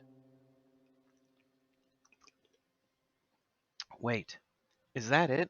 Look on the pedestal over there. I turned to see what Kid was pointing at. It really would have been nice if they would have color-coded uh, the text so you knew who was talking. There it was, a small, yet perfectly formed jewel that gave off a pale red light, a jewel that looked like a flickering fire suspended in time. The frozen flame. Silently, Magil walked toward the pedestal. I called out. We have to be careful? You're right. This is Lynx we're dealing with, after all. It may very well be trapped. We should be on our guard. We need to be quick about this, but fine, have it your way, grumbled Kid, looking away. Magil examined the pedestal for a short while, then paused. We were wise to be cautious. Placing his left hand on the base of the pedestal, he muttered an incantation, drawing quick sigils in the air with his right hand. Some glyphs appeared on its smooth surface, and for a moment blazed brightly. There, now we can proceed. Magil calmly reached out and grabbed hold of the red jewel. Dun da da da! Dine and friends obtained the frozen flame. Phew, we'd managed to get what we came for, without anything horrible happening to us. I breathed a sigh of relief and turned again to Magil. He was staring silently at the jewel in his hands. Magil, we did it. Let's get out of... Before I could finish, the frozen flame crumbled to dust. This flame was a fake. Lynx must be keeping the real one somewhere else. What? Suddenly a siren rang out. The room was flooded with light, and metal bars slammed down in front of the door. I turned with a gasp to see Kid frozen, an ornate crown in her hand, and a wide-eyed look of awkward shock on her face. She's Abu. She is the monkey from Aladdin. She is the reason we all get screwed. Dun da da da! Kid and friends obtained a golden crown, too. You're kidding me, right? You had to go and you complete bonehead. I let rip with a stream of choice insults. In my head, that is.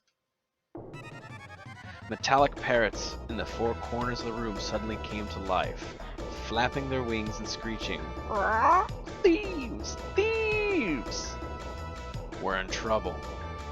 These things are going nowhere, said Magil, inspecting the bars covering the doors. Although, to look at him, you wouldn't have thought there was anything wrong. Which way? Which way? The parrots, to the vault, the vault! We heard voices in the distance. The manor guards were coming. Kid dived behind a pile of gold coins. Find somewhere to hide! In a panic, I looked around the room. There was a large chest sitting wide open next to a pillar. I rushed to empty it out and then plunged in head first and closed the lid. Hopefully it's not a mimic. Captain. There's no sign of anyone in there. No sign. Strange. Peculiar. No one has ever escaped before. None have ever fled the mousetrap's clutches. None. I gently pushed up the lid of the chest and peeked through the gap. There were 5 goblins wearing suits of armor, unlocking the gate and about to make their way inside. And Dine was eaten. And Dine laughed, and Kid laughed. Magil stared stoically. The chest laughed. We killed the chest. One of the goblins looked around the room, jerking his neck as he peered into the shadows. Cap'n, what if it actually was a mouse this time? Chef was grumbling about mouses the other day, Cap'n. A mouse? A rodent? A rat? Would a teeny tiny thing like that really have sprung this trap? Replied a stocky, plump-looking goblin, who must have been the captain. He didn't seem convinced. That was when I heard a strange but oddly familiar sound from a corner of the room. Squeak, squeak. It was coming from where Kid was hiding. Startled, the troop of goblins stopped and looked at each other. For a moment, none of them spoke. Eventually, the goblin captain rubbed his chin through his jowls and offered his thoughts. Mouses? I'm sure Chef was complaining about cats. Meow, meow. That voice again. Again, silence. The goblins only looked at each other. Funny you should say that, Cap'n. Way I heard it, it weren't mouses or cats. It was a heckran. An awkward silence followed. In my mind's eye, I could see Kid racking her brain to work out what a heckran was. I smell a rat, by which I mean a thief. Following the captain's lead, the guards reached for their weapons, and then hack, hack, hack, hack, hack, hack, hack, hack, hack, hack, hack, ran, heck, ran. It's not a damn Pokemon, come on. Listen, it really is a heckran. By heck, that proves it. The goblin guards grinned and nodded to each other. Cheeky little devil, surprised me there. Let's get out of here, boys. The goblins filed out of the vault. I breathed a sigh of relief. Oh, good lord. And then they came charging back in again with a mighty roar. There's no such thing as hackrans. What? You sneaky little buggers, roared Kid, leaping out from behind the pile of gold coins. You're one to talk, thief. Brandishing their weapons menacingly, the goblins moved slowly forward, forcing Kid into a corner. I quietly eased open the lid to the coffer.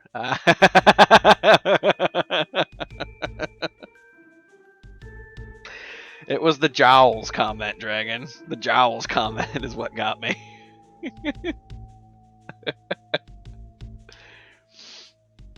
I quietly eased open the lid of the coffer and slipped out. Can't leave you anywhere, can I muttered to myself.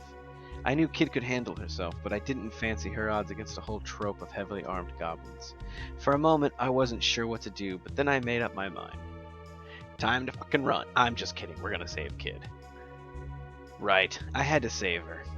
There was no way I was going to abandon a friend in need, even if it meant facing off against a group of 5 goblin guards. I'd find a way to come out of it on top, I hoped. I drew the knife from my belt and leapt into the middle of the room. Hey, snot for brainses! Really? Brainses? Over here. The goblins all turned to look at me at the same time. 10 beady, cruel little eyes, all staring daggers at me. Fool. In a hurry to die, are we? I gulped and wondered if making a run for it might have been a better plan of action after all. Huh. Humans are so stupid. The goblin captain chuckled and licked his teeth. Yep, this one's got a death wish all right. Why else would he be so stupid as to come after Lord Lynx's treasure? Ha, that's a first, being called dumb by a bloody goblin. Try acting tough when you're crying to your mum later on. We are back, switching comps. Gonna do dishes. Right on. We'll still be here for a bit. Hopefully we'll be wrapping up with this soon and get started in Chrono Cross proper. Judging by Kid's response, she wasn't feeling massively threatened. And you tell her it was Kid who kicked your teeth in. So you're Kid, are you? The sneaky little slippery little thief we've heard so much about. The goblin narrowed his eyes. Lord Lynx will be thanking me from now until my retirement when I bring him your head on a silver platter. I think that was a wrong goblin. Pulled his morning star from his waist and started swinging. You don't know who you're messing with. We ain't no ordinary goblins, sweetheart. The Gob Squad. I'm not reading that. Continue. Oh, quit shooting your mouth off and let me stick a boot in it. And with that, Kid launched into a lightning-fast spinning kick. Her boot connected with the side of a goblin's head with a crack, sending the creature tumbling to the ground. Get him, lads. The boy looks scrawny. Start with him. The goblin captain spun the heavy metal ball of his morning star in the air. Glorious golf strike.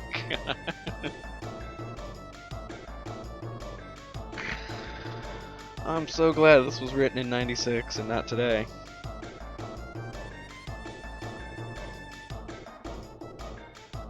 Anyhow, the goblins charged across the room in response to their captain's command. I don't remember there being a special beam cannon. Mo Concosa cannon! Well, I guess that was one of those time things, huh? Oof, he hit me with it. Before I knew it, I was sent rolling across the floor in agony. Dine, get up! Spurred on by Kid's scream, I staggered to my feet, clutching my side. I couldn't let it end like this. Another goblin flew down from overhead. Bombs away! With a growl. I jumped up for a counterattack. I was better off attacking than trying for a clumsy dodge. I tackled the goblin head-on and bounced helplessly off its enormous rock-like body, smashing headfirst into the floor. The shock of the impact jolted through my body. Magil conjured up a black wind, which surged forth like a shearing tempest. How does a human know a spell like that? Who are you? The goblin was quickly silenced as the rushing winds tore through it, and it collapsed to the floor with a final shriek. Magil looked down at his victim, his expression unchanged. Gob strike incoming. Let's parry it. I just about managed to push my enemy's attack aside and tried to send back with my knife, landing a heavy blow right in the goblin's unguarded flank. The goblin's face crumpled in agony. Magil conjured up a black wind, which surged forth like a shearing tempest. Okay, that's just a repeat of that. The goblin was quickly silenced. Final shriek. Magil looked down at his victim. His expression changed. Another goblin flew down from overhead. Bombs away.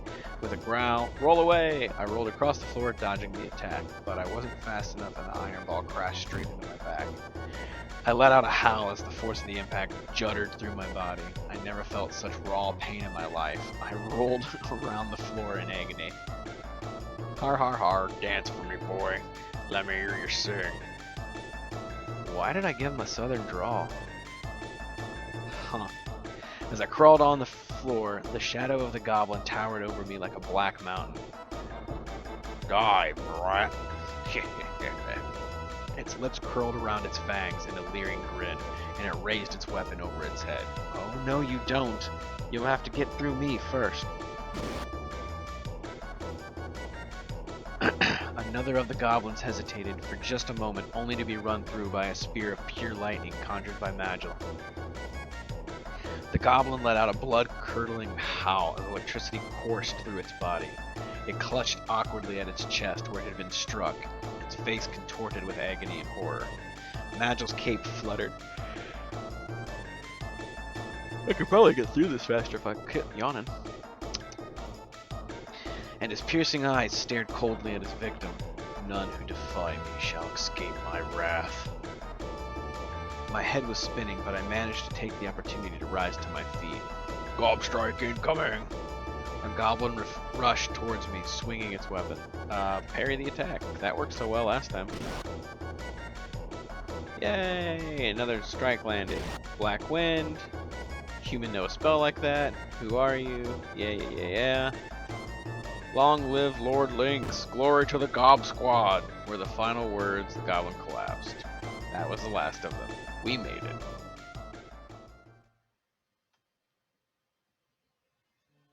Ha! Piece of cake, said Kid, putting a brave face on things as she wiped the sweat from her brow with her arm. And then she stopped and looked at me. Thine? What were you thinking, you great drongo, getting the goblins to come after you like that? You really didn't have to, you know. Still. Thanks. Can't say I wasn't happy to see your crazy arse jump in like that. She was actually smiling at me. Kid's smile kindled a light inside me, and with it a peculiar warmth that came in ripples. And then Magel stepped in. Save the chatter for later. We can't waste any more time here. The frozen flame must be somewhere else in the manor. All right, mate. Thanks for stating the obvious. It's not my bloody fault that Lynx has to make things so bloody difficult for everyone. Kid spun around on her heel and made a sulky about face for the door. Suddenly her attention returned to the pile of defeated goblins. This bunch of drongos said they're Lynx elite guard, right? Bet they've got some nice loot on them. With that, she started unceremoniously rummaging through the fallen corpses' pockets. Captain's pockets. She was like a hyena sniffing for scraps. Hello, what's this?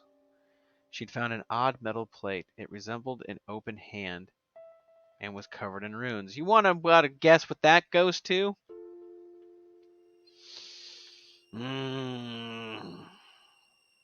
Goes into the mouth. Alright, well, never know when it might come in handy. Either way, finders keepers. The plate vanished into Kid's pocket. Looks like there's nothing else worth taking unless you count pocket lint and bits of string. She rose to her feet and looked around the room. You know, it's a real shame to leave the rest of all this loot just sitting here unloved. I suppose we can come back for it whenever. Kid turned to face us and flashed a grin. All right, lads. Get a move on. It ain't gonna be dark forever. That hand-shaped plate is our only clue for now, muttered Magel, seemingly to himself, and with that, we left the vault in search for the real frozen flame. Alright, so now we get to go back to that thing that I wasted a whole bunch of time on before. That was in the basement, correct? So we need to head toward the terrace. A scream pierced the darkness, turning my blood to ice. I realized then that a pair of crazed, blood-red eyes was staring into the depths of my soul. Ooh, fuck, it's a griffin! In a panic, I tried to slip the knife from my belt, but before I could draw my weapon, the griffin had spread its powerful wings and swooped towards me with an almighty screech. I was knocked back and sent rolling across the ground. I gasped with pain as the wind was knocked out of me. Tyne, are you okay? Every nerve in my body was screaming with pain. I held back the groans and staggered to my feet. I looked up to see the massive griffin in front of me. Its hellish red eyes stared down its beak. It was going to attack. Move in close, it'll never expect it. Almost by reflex, I jumped in close to the griffin's body, but then it lashed out with its talons instead. Okay, that was a bad idea. Clutching my wounded stomach, I did my best to regain my footing and turned to face the griffin again. As the beast's mad red eyes glared at me, I desperately tightened the grip on my knife. Defend. Keeping a safe distance from the griffin, I looked over to check on the others. Getting some breathing space allowed me a moment to refocus. My wounds didn't feel as bad as I'd first thought. "Oi, Dine, this ain't a spectator sport," shouted Kid as she gracefully dodged an attack. The griffin left itself open, and she quickly moved in to land a decisive punch right on the base of its wings. The beast beat its wings awkwardly. She clearly damaged something vital. This was my chance to follow up with the clincher. I crouched down, circling towards its blind spot, only for the accursed creature to spin around and face me. It was going to attack. What should I do? Duck. Almost by reflex, I ducked the attack. The creature lunged at me with its razor-sharp beak. "You fucker." A sharp pain tore through my shoulder. Clutching my wounded shoulder, I rolled away to put some distance between us, then turned face to the griffin again. As the beast's mad red eyes glared at me, I desperately tightened my grip. I reversed my grip on my knife and plunged into the griffin's neck with all my might. The beast screamed and contorted with agony. I'd done it. I'd landed a blow, and a telling one at that. The griffin shook its head with rage. I pulled my knife, then rolled away from it. I quickly got back to my feet and readied myself to attack again. I guess attack again, then? Rock! The griffin's body contorted with agony, and then it stiffened, suddenly becoming completely rigid. Its eyes rolled into the back of its head, and it fell to the ground with an almighty crash. We'd done it. We'd actually defeated a griffin. Phew! I fell to my knees, overwhelmed by what I'd just been through, but glad it was all over. I was a mess. My body was screaming with pain, and I felt like I might pass out at any moment. If I took much more punishment from Lynx's minions, my night was going to be over pretty soon. "Not bad, Dine. Not bad at all. Didn't know you had it in you."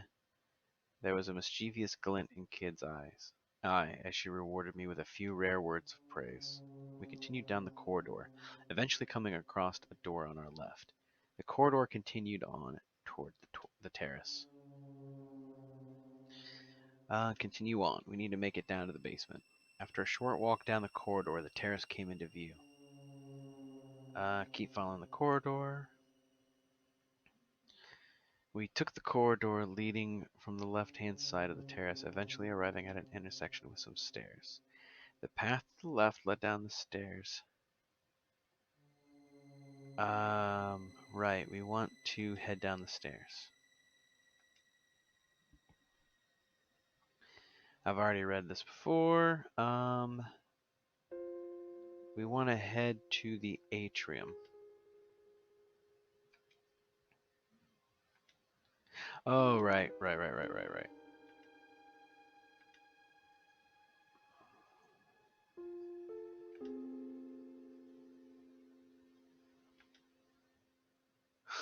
Do I have to? I asked, knowing the answer, which was probably just as well since Kid only glared at me in response. My hand hovered for a moment before I finally reached out for something. I chose the hand-shaped plate.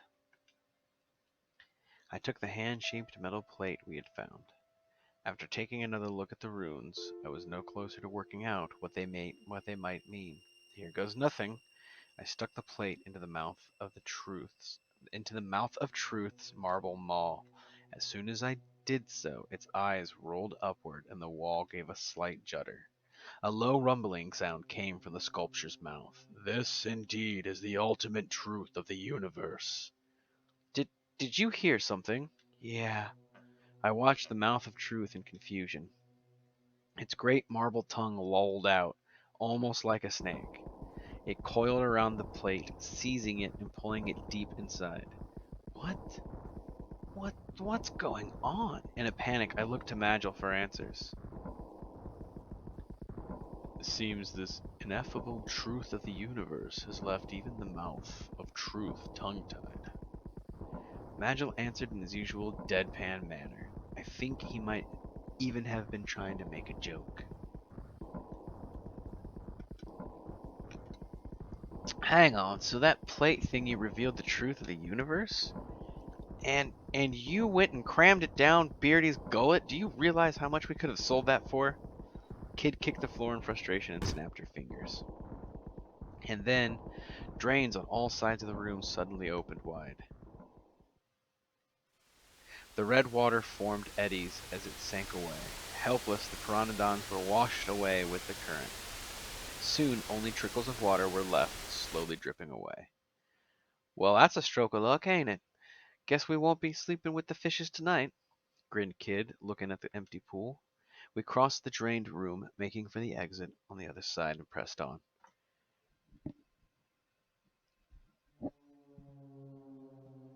We went through the atrium and continued down the corridor before finding ourselves at a fork in the road.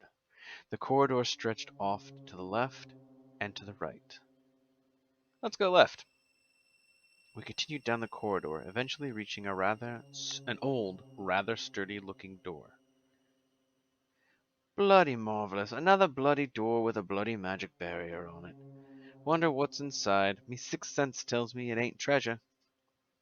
Kid whispered back to us as she examined the door. I suspect that this is the Manor's dungeon, replied Magil, his eyes closed in concentration. I can hear the sound of someone moaning in the darkness on the other side. But there's nothing we can do, and thus it's of little concern to us now. Let us turn back. With no way of getting through the door, we retraced our steps down the corridor. Okay, so left was not a good idea. The corridor continues directly ahead, so let's just continue walking. We continued down the dark, dank corridor until some stairs leading downward finally came into view. Alright, further down the stairs. Slowly we crept down the staircase, descending deeper into the shadows as we went. At the bottom we found ourselves at another intersection. The dim, narrow passage branched left and right. We continued on down the corridor until it ended at a large door covered in scratches and other odd marks. Above the door was a wooden plate. It bore the legend, Guard Room, in elaborate calligraphy.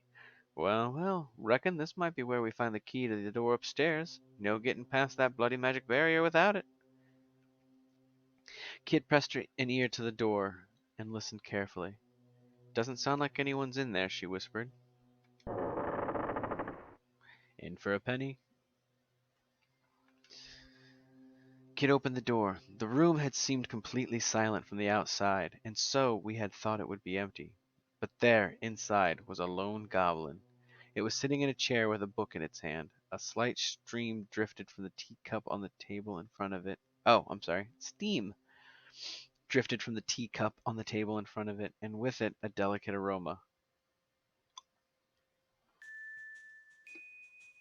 A learned goblin. That's hilarious.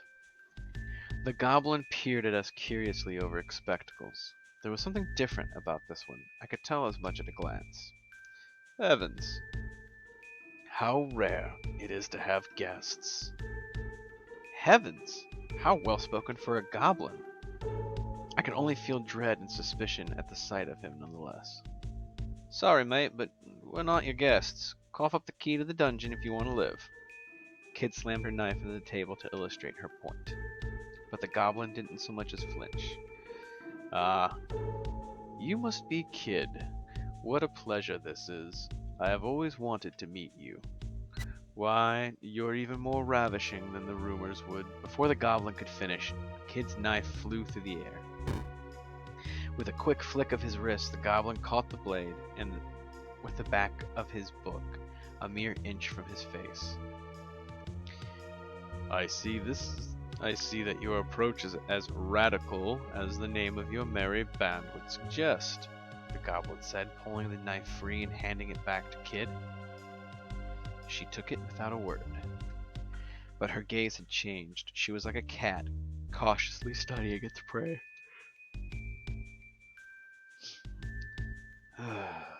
And I was just getting to the good part, too. Ah well, I suppose I shall have to give up on ever finishing it now. The goblin casually flung the book over his shoulder and into a nearby bin. Allow me to introduce myself, if I may. I am Grismeld, and I am the guard on watch. No need to stand, please. Do take a seat. You're welcome to tea, of course. The goblin beckoned us to sit down. Did he mean to poison us? If I may. Magil calmly took a seat, ignoring the obvious suspicion in the air. I'm gonna sit down next to Magil. I trust his instincts. I like the cut of his jib. I took a seat next to him. He had some kind of plan in mind. I was sure of it. Kid didn't look like she'd be pulling up a chair anytime soon. She was standing with her arms crossed, eyeing Goblin suspiciously. The Goblin poured 3 cups of tea. Here you are. Without the slightest hint of hesitation, Magil took his teacup and lifted it to his lips. He sipped, then placed the cup back on its saucer. Heel Malayan tea?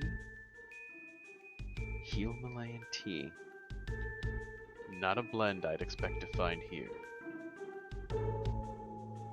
Oh, what a pleasure it is to encounter a fellow connoisseur. Yes, it is a rare blend, and one mainly enjoyed by the noble classes. I couldn't believe the conversation I was hearing, but I also couldn't help wondering what this rare tea might taste like. My eyes rested on the cup that had been poured out for me. I couldn't shake the fear that it might be poison, but I also couldn't ignore how delicious it smelled. Before I knew it, the cup was in my hands. This is great, I blurted out. I'd never had such delicious brew in my entire life. My aches and pains faded away. I guess that's the heel part of the heel Malayan. I glanced over at Kid, who was blowing maniacally at the liquid in her cup. Because of course she is. I had forgotten that she was paranoid about burning her mouth on things.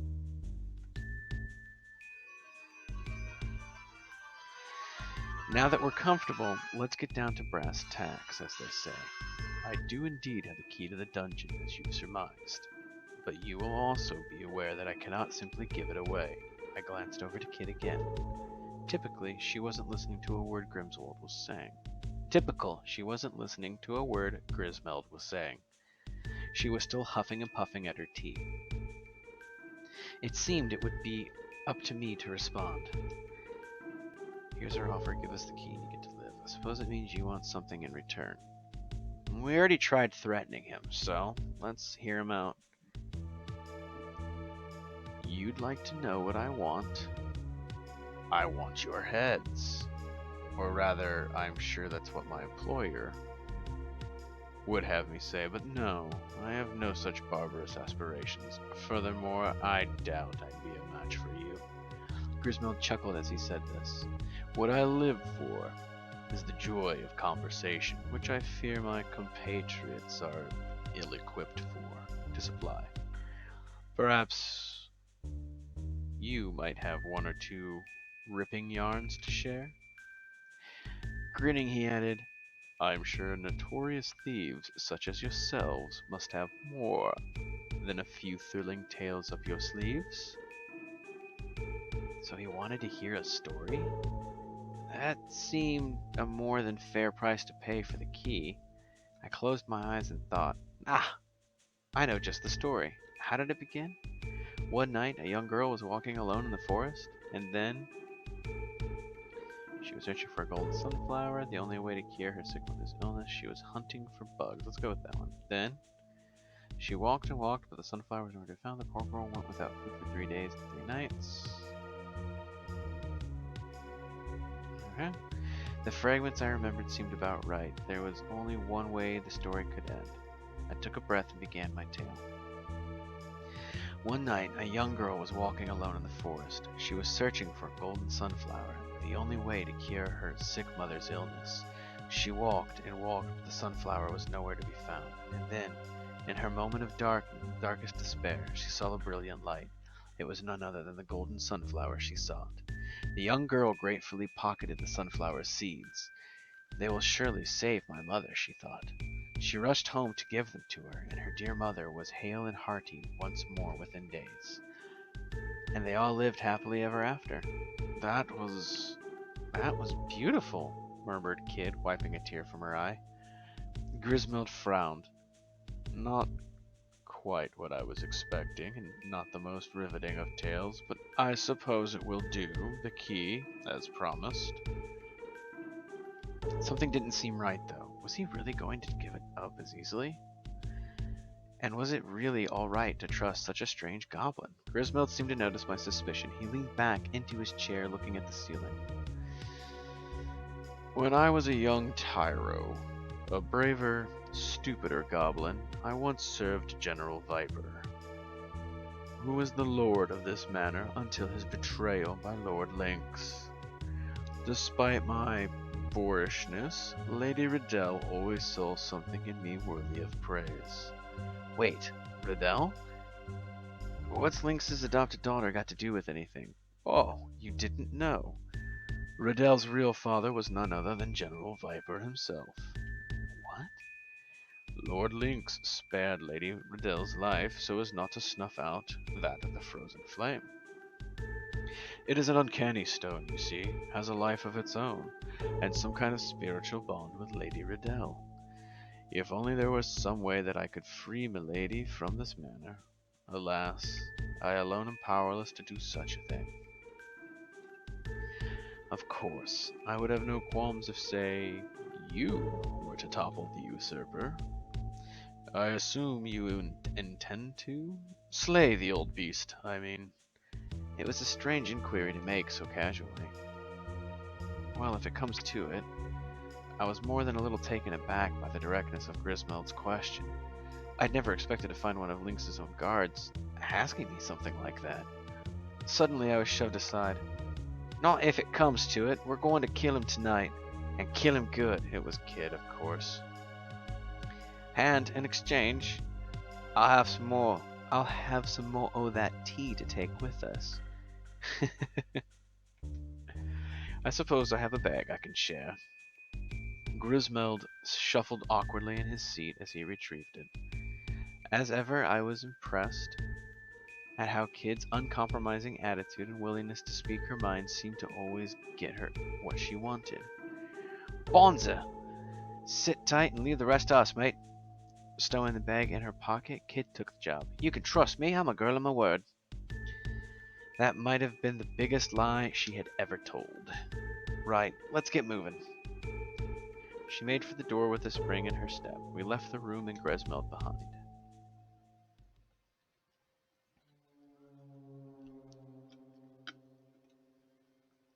We left the room and took the left turn down the corridor. We followed it for a while before coming to an intersection. The way to the right ended in a staircase going up. The corridor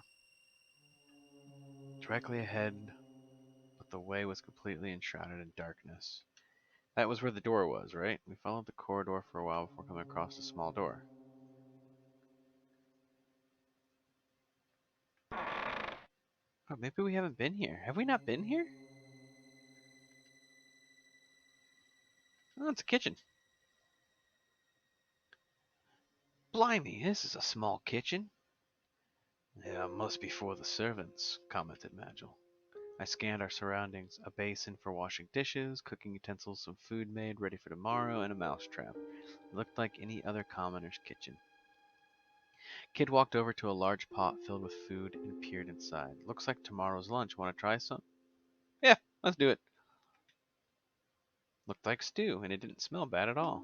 Seemed inviting. I scooped some of it up with a ladle and took it into my mouth. Gulp. It was delicious. You should grab a bowl, Kid, I urged between bites. Kid was looking at me again, staring at me intently, in fact, like she was searching for something. Well, you ain't going green or nothing. Guess it's safe. All right, let's have some. She licked her lips with anticipation and swiped my spoon out of my hand. Fancy a taste, Meg? No. Kid grabbed a bowl from nearby and began spooning out more. I did the same. We ate our fill. The stew was still warm, and it felt as though the magic of fresh home cooking was easing my wounds. Suddenly a voice rang out. You there, the young man with the braid. Kid froze. Who are you calling a bloke? Kid barked angrily in the direction the voice was coming from. A mouse was looking at us with eyes like saucers, from the inside of the mousetrap hanging from the wall in a corner of the room. Oh, I'm sorry. You are a young lady, I see. The mouse bowed its head in apology. Please, kind young lady, you must hear me out. The mouse put its paws together and stared pleadingly at Kid. I left the nest to find food for my mother, but as you can see, I managed to get myself caught in a trap. If you leave me here, I will surely be eaten by goblins. Kid eyed the little creature suspiciously. Eaten by goblins? Wait, that's stew? Putting two and two together, Kid ran for the sink. I beg of you, please free me from this trap. My mother is sick, and she'll be terribly worried about what has become of me. The mouse was clearly begging for its life, but there was also an odd little glint in its eyes. Meanwhile, Kid was at the sink. Blorfed. I'm never gonna get that taste out of my mouth. I'll be buggered if I'm hanging around here any longer. Kid had returned from the sink only to stamp off towards the door. She was looking very green around the gills. Kindly, young lady, I don't suppose you could free me first? You got yourself into this mess, you can sort yourself out. Kid all but spat on the ground as she left the room. The mouse's eyes welled up as it looked to me. Young man, please, you're my only hope. Yep, freeing the mouse. Unable to bear it staring at me any more with those pleading eyes, I lifted down the cage and opened the door.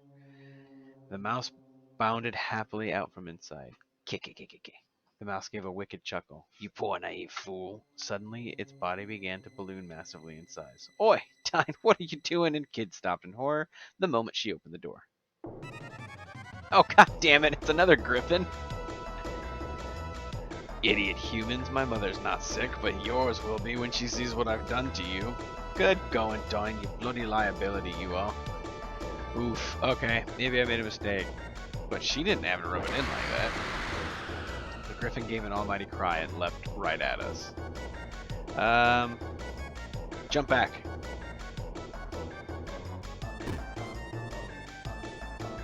The blow never came as the griffin suddenly lost its balance and came crashing to the ground. I'm too hungry to even fight properly. Running a hand down my chest. Alright, little mouse, now it's time for the real show to begin. Kid walked up to the griffin, cracking her knuckles. Go, please, kindly young lady, this is all a misunderstanding, a terrible misunderstanding. Panicking, the creature leapt to its feet. You can't kill me. I have useful information. If you let me go, I promise I'll tell you everything I know. Everything. Yeah, I know how much a promise from the likes of you is worth. Kid took another step toward the griffin, not skipping a beat. Roar, please. Kid kept on coming. The griffin kept on shrinking away. Enough. Madrigal called for Kid to stop. Let's hear it. Oh, thank you, kind sir. The griffin beside itself with relief. Spoil my fun, why don't you? Grumbled Kid, pouting as she turned away. Listen well, O merciful Savior. Right thrice, left twice, right twice. I better write that down. Right, 3, left, 2, right, 2. Should you find yourself trapped in one of Lynx's swirling snares, remember my words. With that, the griffin returned to its mouse-like form and disappeared into a small hole in the wall. Trapped in Lynx's snares? Ha! As if I'd be thick enough to walk into one of his traps. Let's get out of here. We've wasted enough time already. Kid turned on her heel and made for the door. We left the kitchen. Hey, I found a new room. That's neat. Alright, we followed for a while. We're coming to an intersection. Okay, so, I guess we're going upstairs.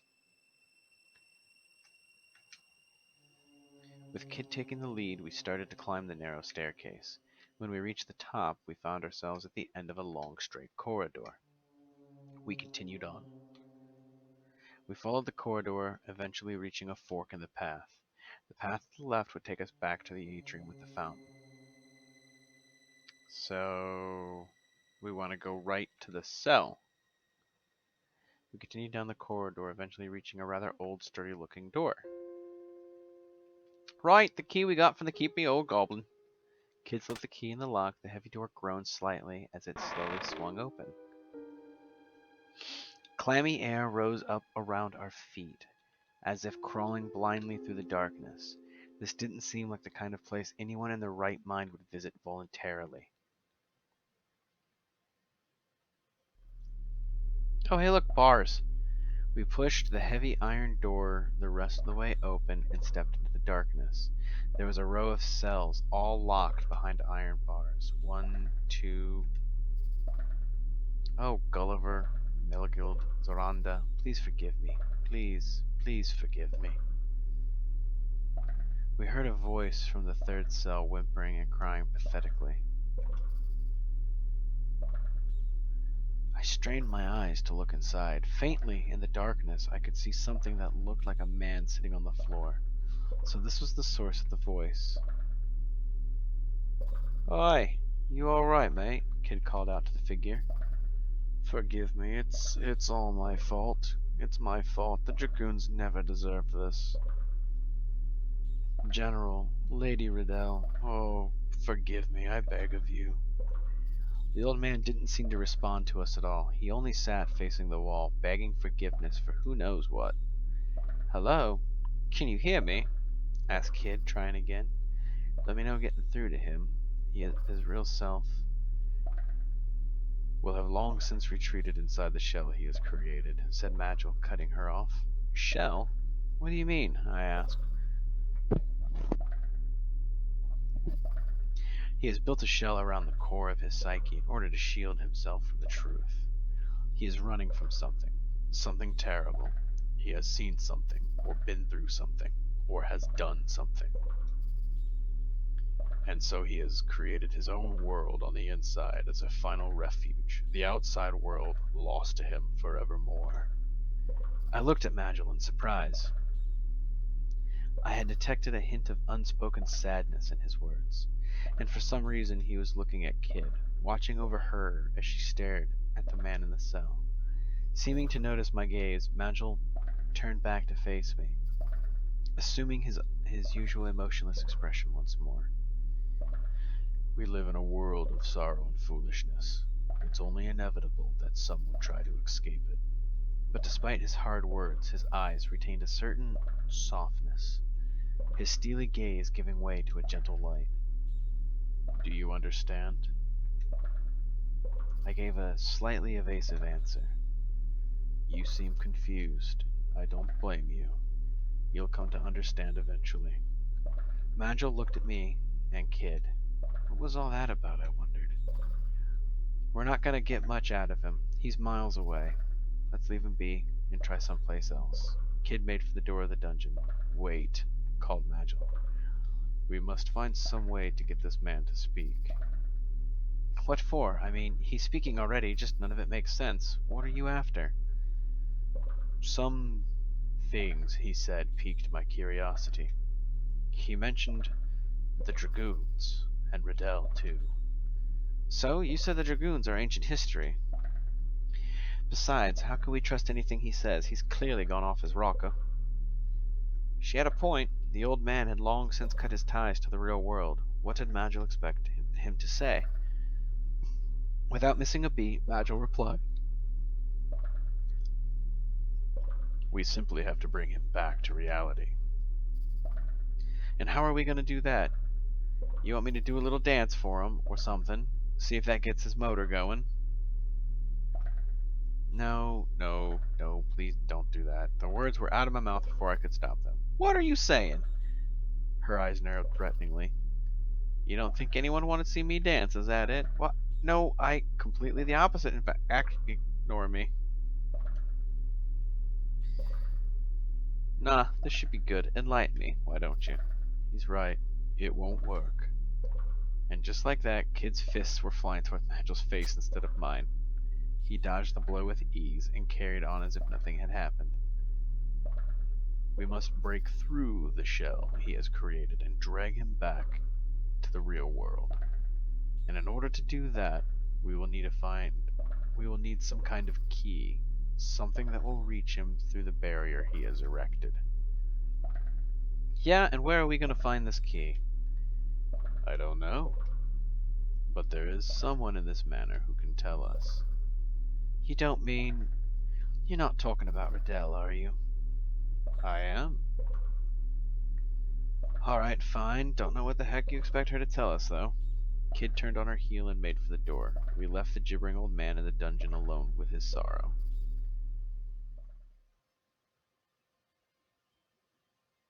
Hey! What's up, BGS? I followed Kid and Magil back out into the corridor. After making our way down the dark corridor, we came to a branch in the path. The path to the right would take us back to the atrium with the fountain. Well, we've got to head back to Riddell's room, so back towards the atrium. The corridor was dark and clammy. We pressed on, and soon the entrance to the atrium came into view.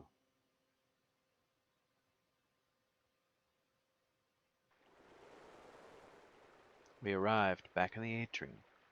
An exit leading to Lynx's and Riddell's room gaped ominously from across the cavernous space. Yeah, at least Riddell's room is on the same floor.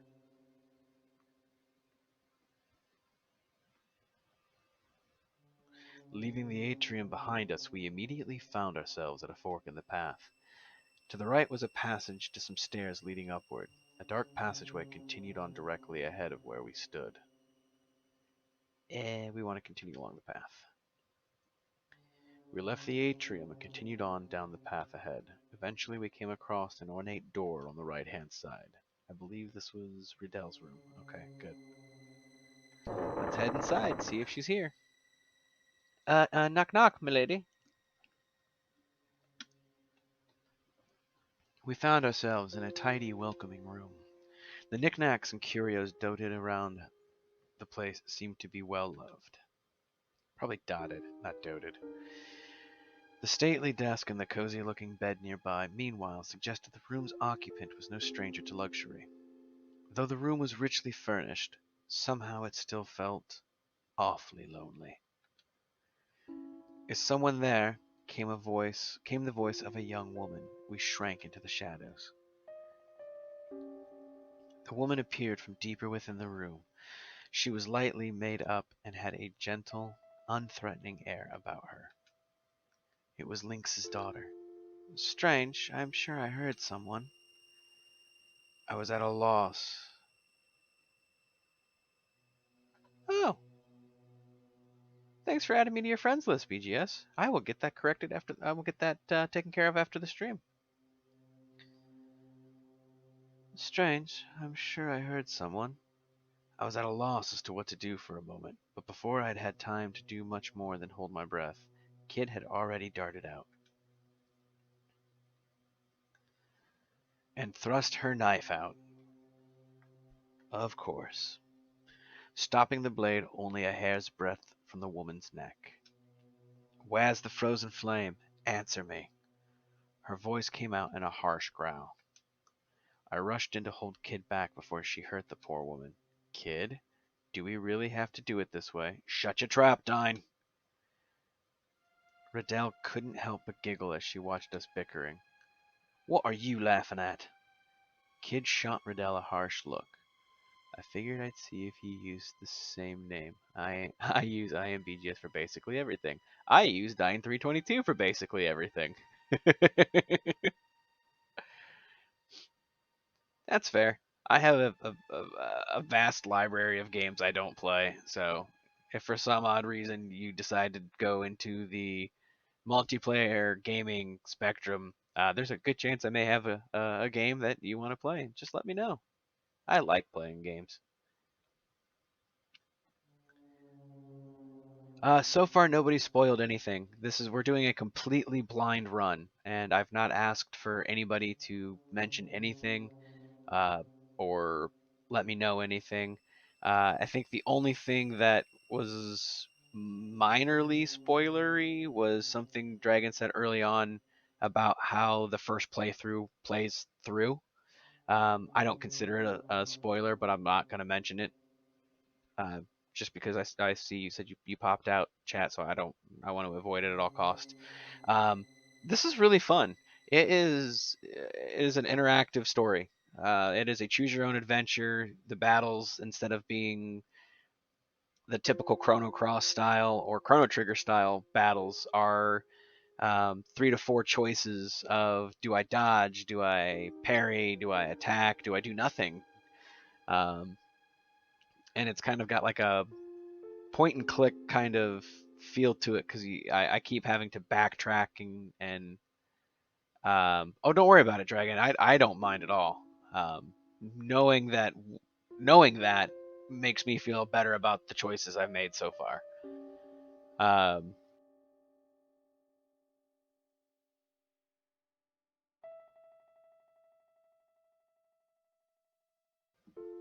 Apologies, my headset just did its thing again. It might do it again here in a minute, so we're gonna wait a second.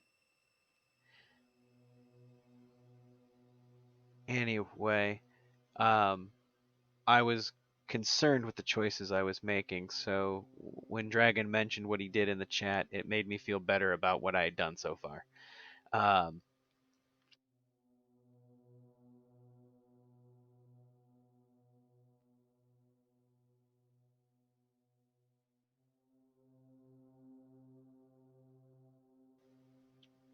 I really love when an expensive headset just randomly starts crapping out on you, and that's why you spent more money on a better headset because the other headset was doing the same thing.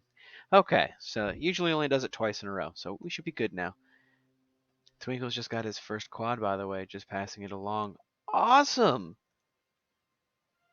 That is so cool. Is he live right now too? That is so cool. Hopefully he posts it in one of the forums. I would love to see his what song it was and the score it was, and congratulate him because that is massively impressive. Massively impressive. Disco Pop, yeah. You played nothing else this session outside of warming up. That's so awesome. Hopefully he posts it in one of the forums. I want to congratulate him. That's so cool. Congratulations. All right, let's get back to the story here.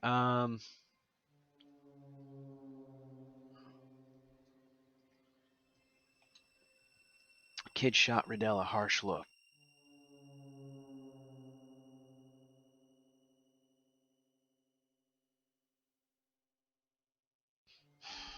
I guess we're doing 3 times tonight, not just 2.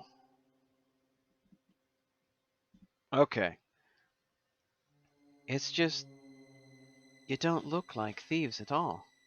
You want me to cut you, girl? I'd be surprised if that knife could cut anything. For a moment, I felt faint, imagining Riddell on the floor, covered in blood. But then, clang, Kit had thrown her knife to the floor, and I saw that it was only a letter opener. Didn't think you'd notice. Whatever, I'm not here to mess around killing the likes of you anyway.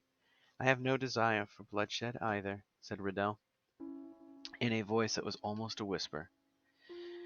I am not your enemy. In fact, I want to help you. There wasn't a hint of hesitation or deception in her voice. Let me guess. You're trapped in the Manor.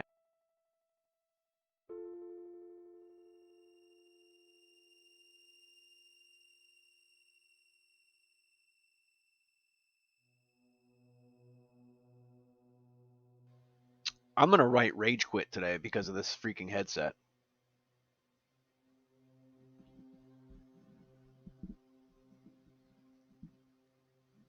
I have no other microphone to use tonight. So if my headset just poops on me, that's it. I have nothing.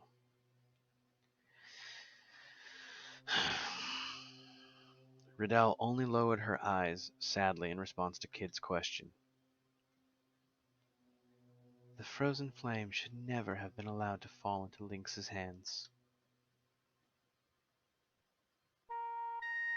Riddell spoke quietly, but deep emotion clearly underpinned her words. Underpinned her words. The flame was once the property of an ancient kingdom to the north, who kept it for generations.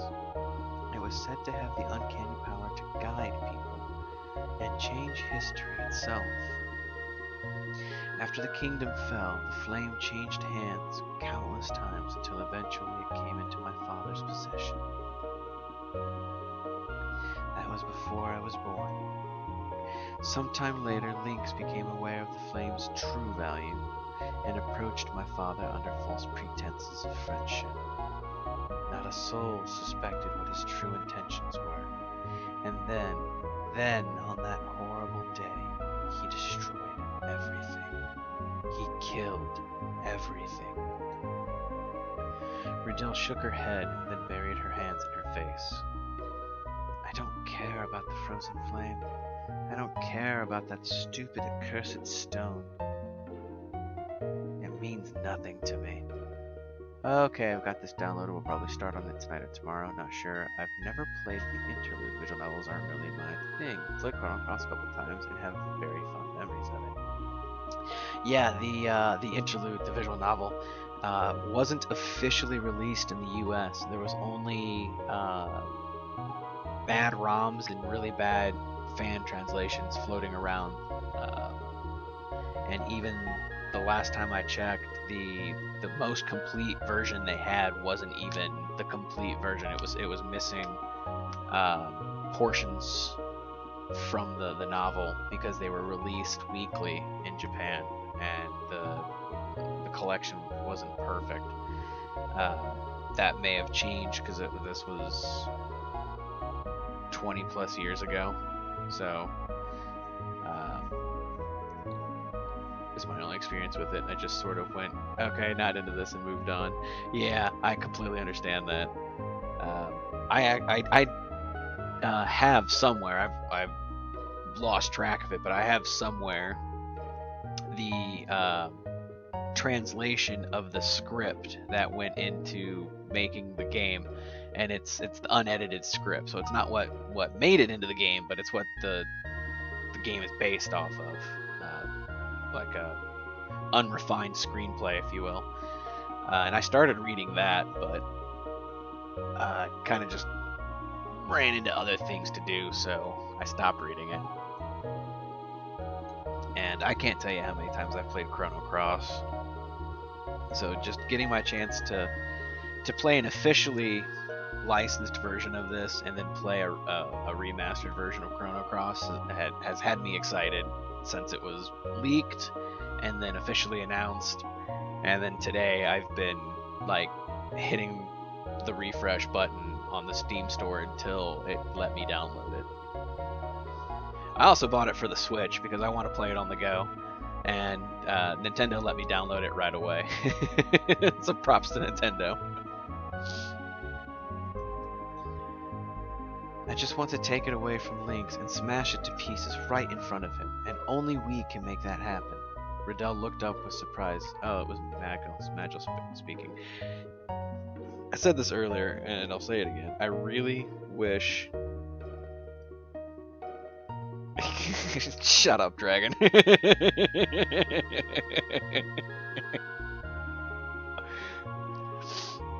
I never play any Chrono games. What are you talking about? I really wish they would have color-coded or done a better job of displaying who is speaking before just using as Magel spoke. But I can understand why they wouldn't take that time, because I mean, not everybody's going to be sitting here reading it out loud. It's just a small thing. No one else in the world can seize the jewel from Lynx. Riddell stared speechlessly. And then in a low voice she whispered, "What can I do to help you? There's a survivor, the Arcacia Dragoons, in the dungeon, who we want to help. As if we're to help him, we need your help," said Magel, taking a step forward. What? That man is a traitor. It's because of him that Zoranda. Please. It's the only way. Riddell turned her back to us and hung her head low. The Chamber of Death. There might be something to bring him back to his senses there. After all, it was there that he chose to abandon his pride, his life. I assume the Chamber of Death must be the cell with the trapped ceiling. Riddell nodded. Yeah, that's gonna be a problem then. That thing damn near killed us the last time. You'll need to take the Iron Lancer with you. It is a sacred sword said to have been forged by an ancient sage, and a sister blade to the crimson-cursed Masamune. The timeless blessing of the Iron Lancer will surely keep you safe from the Chamber of Death's wickedness. It used to be such a sight to see in the hands of Zaranda. It danced like the wind, shone like the stars, and struck like the lightning. Lost again in memories of fonder times, Riddell once more bowed her head. Forgive me, I have little more to tell you. You've told us more than enough. We'll take our leave now, said Magil, turning and making for the door. I wish I had the strength to change things like you do, whispered Riddell, biting her lip. Kid hesitated for a moment, seemingly deep in thought. It ain't about strength. It's about having a purpose, something to fight for. I will be praying for you. Kid shot Riddell a look over her shoulder. Great, maybe keep your fingers crossed too. We left the room. The passage outside the room continued to our left and right. Going right would take us to Link's room. Oh God, where was that room?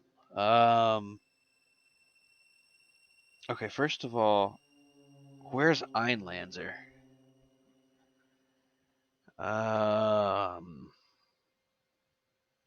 Where did she find that sword? Was that in the clock tower?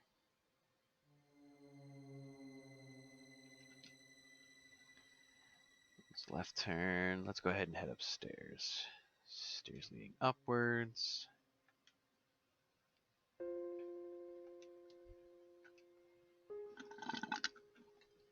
Oh, I ran out of water again.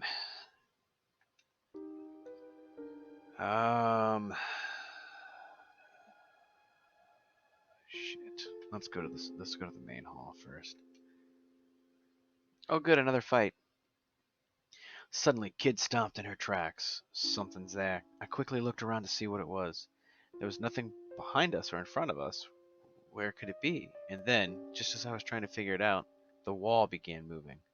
A rectangular section opened up and swung around, revealing two enormous goblins clinging to the back.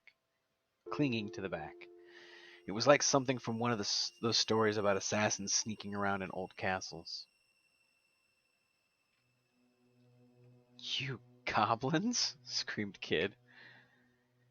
They definitely looked like goblins to me. Maybe a touch on the large side.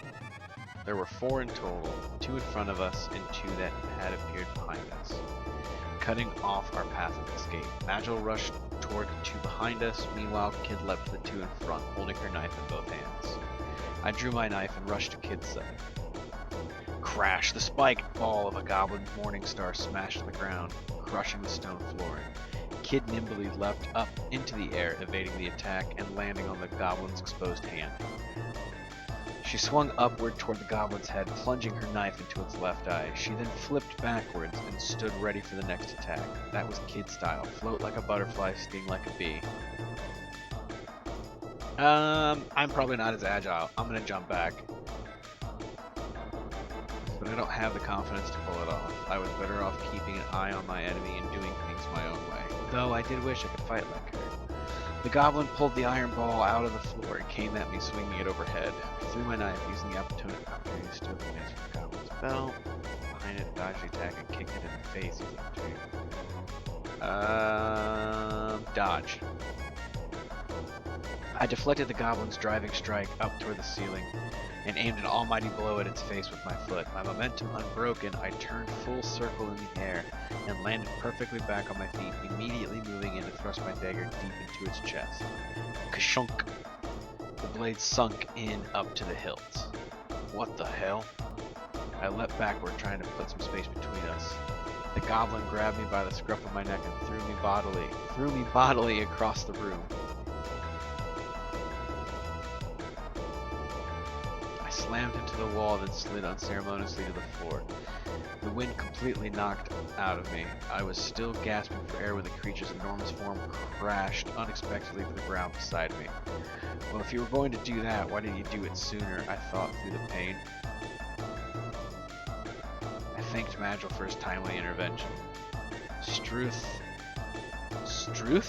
You're a gutless wonder, Vine, grumbled the kid. Business as usual hadn't resumed, it seemed.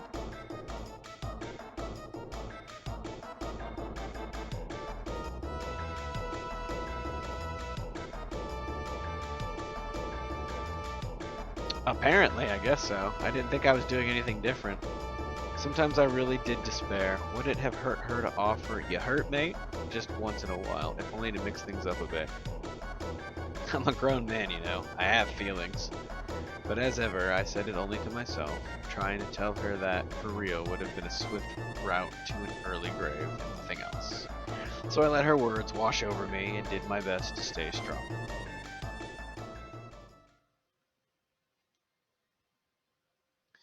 Whew, I'd taken a few knocks, but I was alright. Scraper 2 wouldn't stop me. Maybe you ain't such a drongo after all. Just goes to show, any old weirdo can make something of himself if they put their mind to it.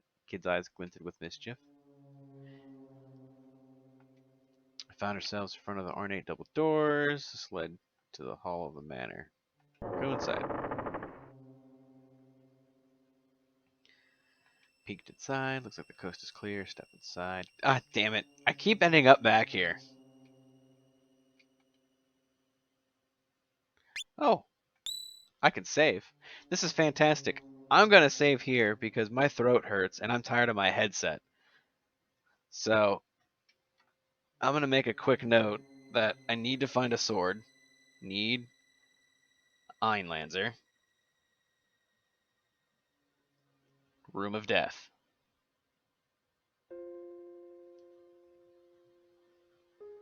Okay. Yeah, Arbel's back just in time, so we've got to end in the piano room. I had no idea that I could just randomly freaking save. Oh my god.